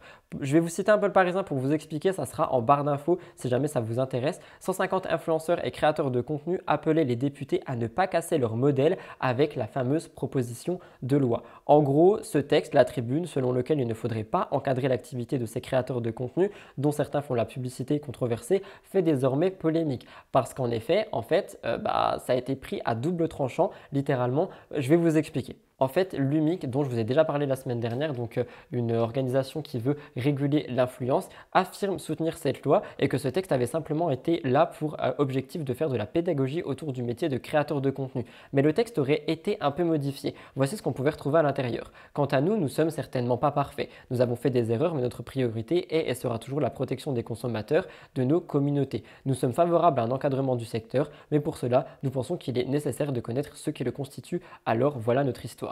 Et en fait, il y a une polémique qui a éclaté parce que comme je vous l'ai dit en début de chronique, on pouvait apprendre que ceux qui auraient signé auraient été contre la réforme avec la loi de l'encadrement, mais ça va plus loin que ça, parce que ce qui ressortait, c'était qu'il ne fallait pas mélanger certains influenceurs avec d'autres et encadrer de manière dure et générale les influx-voleurs et pas les autres. Et pour vous expliquer, les internautes ont accusé les signataires de refuser tout encadrement législatif alors que des comportements abusifs et problématiques commis par certains influenceurs existent. Et c'est pour ça qu'il y a beaucoup de créateurs qui se sont dédouanés de la signature de cette tribune parce que littéralement ils n'ont pas compris le texte ou alors ils ne l'avaient pas lu. Par exemple, Dr Nozman, spécialiste de la vulgarisation scientifique sur sa chaîne YouTube, comme l'a dit Le Parisien, a été le premier à mettre les pieds dans le plat. Il a dit « Lorsqu'on m'en a parlé il y a quelques jours, on m'a dit que ça serait hyper restrictif pour nous les créateurs, qu'un contrôle abusif serait imposé. Quand je vois la réalité et les choses proposées, je pense qu'elles sont pour la plupart nécessaires pour avancer dans la bonne direction et qu'elles ciblent justement des réels problèmes et dangers. »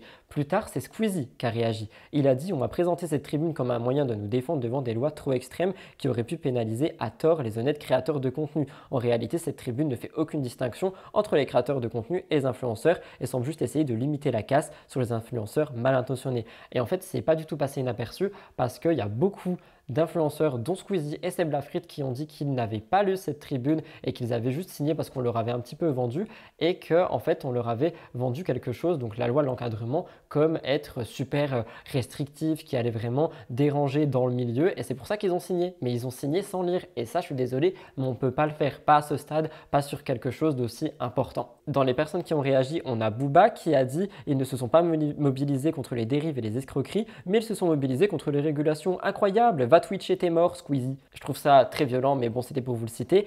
Il y a aussi Seb Lafrite qui a réagi sur France Inter en disant l'idée de la tribune était de faire une différence entre nous et les influenceurs de Dubaï. On a tous globalement signé un truc avec 2-3 échanges WhatsApp, ce qui est la honte pour nous parce qu'on passe un peu pour des... Ça a été partagé par vos stars en réalité, c'est pour ça que je le pointe. Et il y a beaucoup d'autres influenceurs qui ont réagi, dont Marion Caméléon et j'en passe. Mais il y a aussi Jazz qui a réagi, je vous laisse regarder. Bon, sinon, je voulais parler un peu avec vous concernant les nouvelles lois en vigueur pour les influenceurs qu'on a tous lues. Hein. Donc moi, mon point de vue, c'est que je trouve que c'est très bien. Ça va pouvoir permettre de mettre de l'ordre. Et enfin, que... Oui, c'est trop mignonne.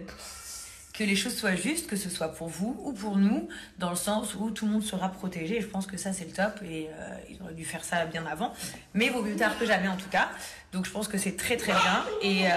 Et puis, nous aussi, on est très contents, contrairement à ce que beaucoup de personnes pensent. Parce que ça va pouvoir nous protéger aussi de ne pas travailler avec des marques frauduleuses ou autres. Et que tout soit bien encadré. Donc, c'est cool.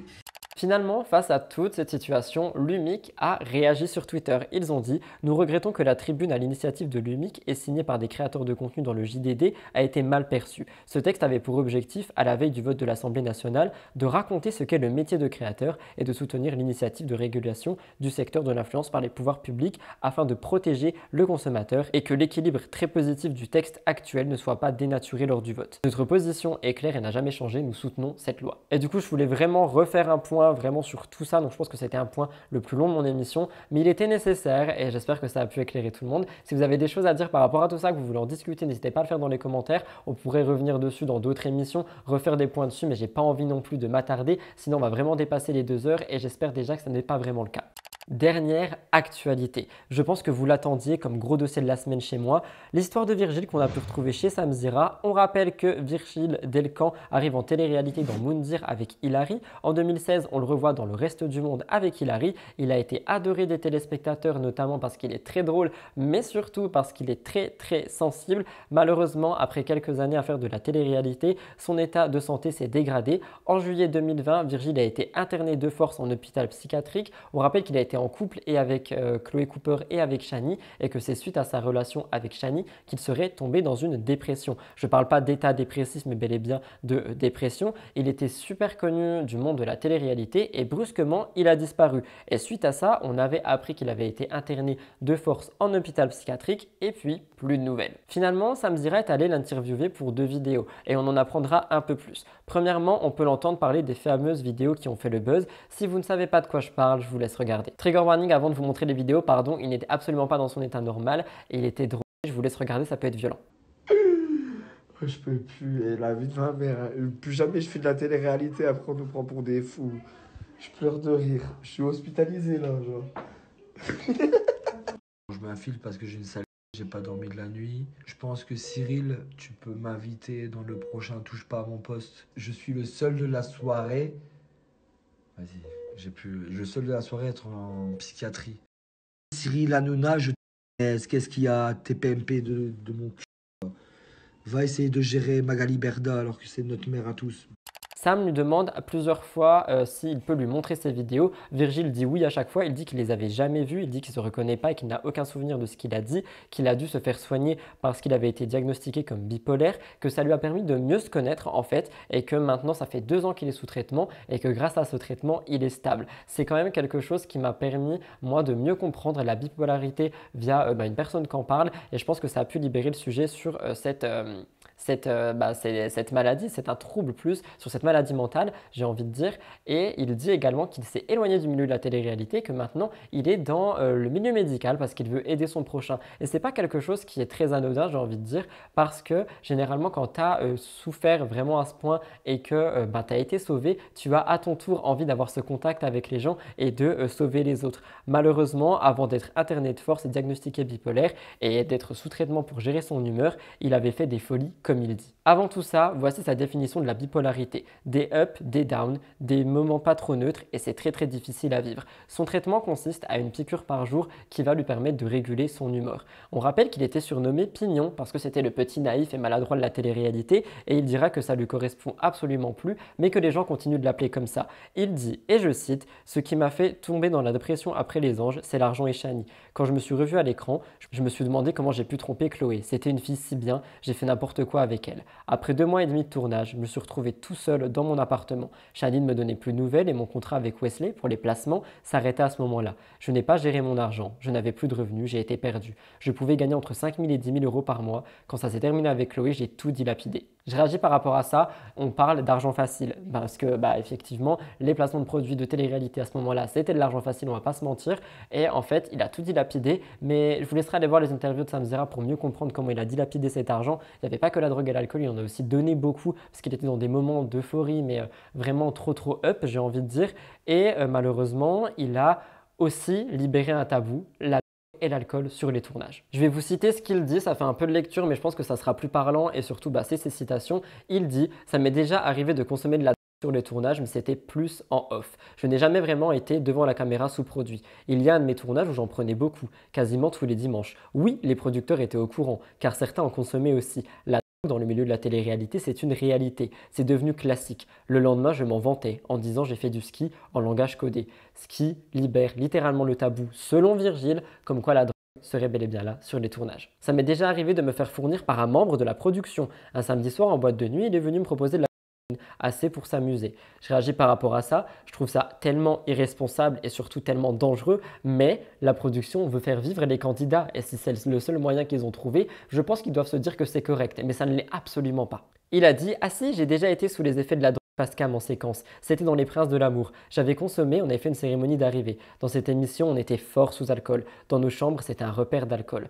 Est-ce que c'est censé être normal qu'ils disent que dans les chambres d'un tournage, d'une émission, ça soit des repères à alcool, alors que tous les autres candidats ont toujours dit qu'ils avaient le droit à un verre par-ci, un verre par-là, pas plus en soirée, alors que lui parle littéralement de réserve d'alcool. C'est extrêmement grave, mais moi je remercie Virgile pour ces révélations qui peuvent certainement faire ouvrir les yeux et peut-être soulever des dossiers par rapport au monde de la télé-réalité. J'ai envie de réagir par rapport à tout ça. Moi, je pense que Virgile, c'est quelqu'un qui est en train de se reconstruire, que la télé a vraiment eu un impact très négatif sur lui, que je pense qu'il aurait fallu avoir un suivi psychologique après les tournages, et pas que pour Virgile, pour beaucoup d'autres candidats, et que j'espère sincèrement qu'aujourd'hui, ça va beaucoup mieux. Je ne sais pas si je pourrais vous faire passer un petit magnéto. Si c'est le cas, je vous le mets à l'écran. J'ai pas envie de me faire strike ma vidéo. Donc, soit je vous mets un magnéto, soit on parle tout de suite des réactions par rapport à Sam Zera. Et que je consommais des produits et Toto m'a empêché de consommer. Il a brûlé mon sachet de pour me dire t'arrêtes tes conneries maintenant, c'est de la merde et ça je l'en remercie, mais à ce moment-là je l'en voulais parce que oui. Cette vidéo aussi où tu étais à l'hôpital, elle a beaucoup tourné, Virgile, sur les réseaux. Est-ce que tu veux la voir pour pouvoir aujourd'hui, 2 ans après, t'exprimer, me dire si tu t'en souviens et pouvoir répondre aux questionnements du public parce qu'elle avait beaucoup inquiété. Ouais. Tu m'autorises à te la montrer? Bien sûr. Parce qu'en effet, Samzira a beaucoup été critiqué sur les réseaux sociaux. Il a été critiqué notamment sur Twitter, dans mes DM aussi, en disant que ça se faisait pas de montrer les vidéos, que Virgile était dans un état fragile et que ça pouvait le perturber psychologiquement. Honnêtement, avant de vous lire les citations, je suis un peu d'accord, mais encore une fois, Sam lui a demandé vraiment s'il était d'accord pour les voir, mais je pense qu'il n'aurait pas dû le faire parce que c'est trop récent. 2 ans, c'est rien, c'est trop récent et je pense que littéralement, s'il avait jamais vu ces vidéos, ça peut lui faire vraiment un choc psychologique déjà de le revoir sous caméra et tout. Il a dit lui-même que c'était très bizarre, donc ça lui fait vraiment revivre des choses et si en plus on lui remet ces vidéos sous le nez qu'il n'a jamais vues, ça peut vraiment être d'une violence psychologique sans nom. Les gens ont dit: je trouve que Samzira est de plus en plus malsain. Mettre Virgile face à des snaps où il était malade et sous substance, même si l'intéressé est consentant, mis devant le fait accompli, c'est assez violent, non? Initialement, j'étais contente de revoir Virgile, mais quand Samzira a parlé de lui montrer des vidéos, j'ai vraiment espéré très fort qu'il ne le fasse pas. J'ai l'impression qu'on est vraiment sur quelque chose qui peut avoir un fort impact psychologique, comme on l'a déjà discuté avec Aquababe lorsque les vidéos ont été montrées en pleine interview. Et on rappelle d'ailleurs que suite à ça, Aquababe avait quand même eu une réaction assez étrange. Il avait été parti, il était parti dans les rues de Paris en train de chercher Maës pour lui casser la gueule littéralement et j'ai peur en fait que ça fasse pareil avec Virgile, le fait de le remédiatiser comme ça d'un coup. Donc je sais pas s'il fallait le faire, je sais pas s'il fallait vraiment lui montrer ses vidéos. Tout ce que j'espère c'est qu'au moment T, au moment où je parle et au moment où ma vidéo sort, ça va pour Virgile et j'espère sincèrement qu'il est vraiment guéri comme il le dit de tout ça et j'espère que la télé-réalité pourra un jour avoir le suivi et du moins donner un suivi au candidat qu'il mérite.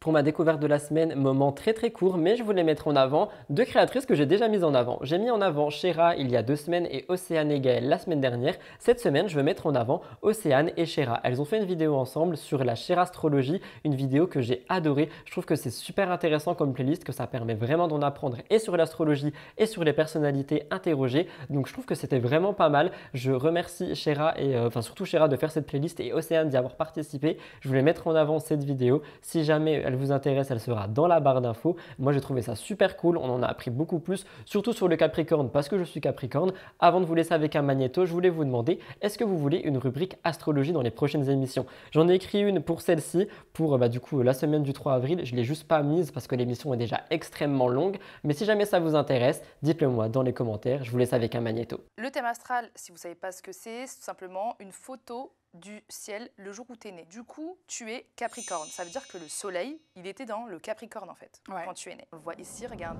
là tu as le petit boule ici avec le Capricorne. Donc ouais, je savais que c'était ça, c'est très clair en plus. Il faut savoir que les Capricornes, ils sont bosseurs, ils sont hyper impliqués, ils sont sérieux, ils sont loyaux et fidèles. C'est vrai, j'ai jamais trompé mon mec. Voilà tout le monde, cette émission est officiellement terminée. Je pense qu'encore une fois, elle a été extrêmement longue. J'espère sincèrement que les gens qui ne veulent pas me regarder en entier, vous utilisez les chapitrages en dessous parce que sinon je dois vous saouler pendant 2 heures environ maintenant tous les dimanches. J'espère que ce petit thème Blue Jeans Candy vous a plu. J'avais vraiment hésité entre Blue Jeans et un thème Candy. Du coup, j'ai décidé de renommer ce thème Blue Jeans and Candy. J'espère sincèrement que ça a pu vous intéresser, vous plaire et vous apprendre des choses. Comme vous l'avez vu, on avait quand même un total de 29 actualités à l'intérieur de cette émission. J'espère sincèrement que j'ai pu vous apprendre des trucs toujours dans l'ère de l'actualité. Si c'est le cas, n'oubliez vraiment pas de liker cette émission, la commenter avec le hashtag MTT, vous abonner juste en dessous, qu'on soit sur télé, téléphone, tablette et ordi, on peut le faire. N'hésitez pas à me rejoindre sur tous les réseaux sociaux, tout le temps @RudyCoppel. En ce qui me concerne, je vous embrasse, je vous remercie une nouvelle fois de votre fidélité quotidienne maintenant et surtout, je vous retrouve très bientôt pour une nouvelle vidéo Mix the Tea. Lundi pour Spill the Tea, mercredi pour Spill the Tea et vendredi pour Positi. J'ai failli oublier l'emoji de la semaine, mais non, on va pas le faire. Vous mettrez ce bonbon ou un emoji de la famille des bonbons dans les commentaires. Je pourrais savoir que vous m'avez regardé jusqu'ici. Je vous aime très fort et je vous retrouve très prochainement pour une nouvelle vidéo. Bye guys, merci pour tout.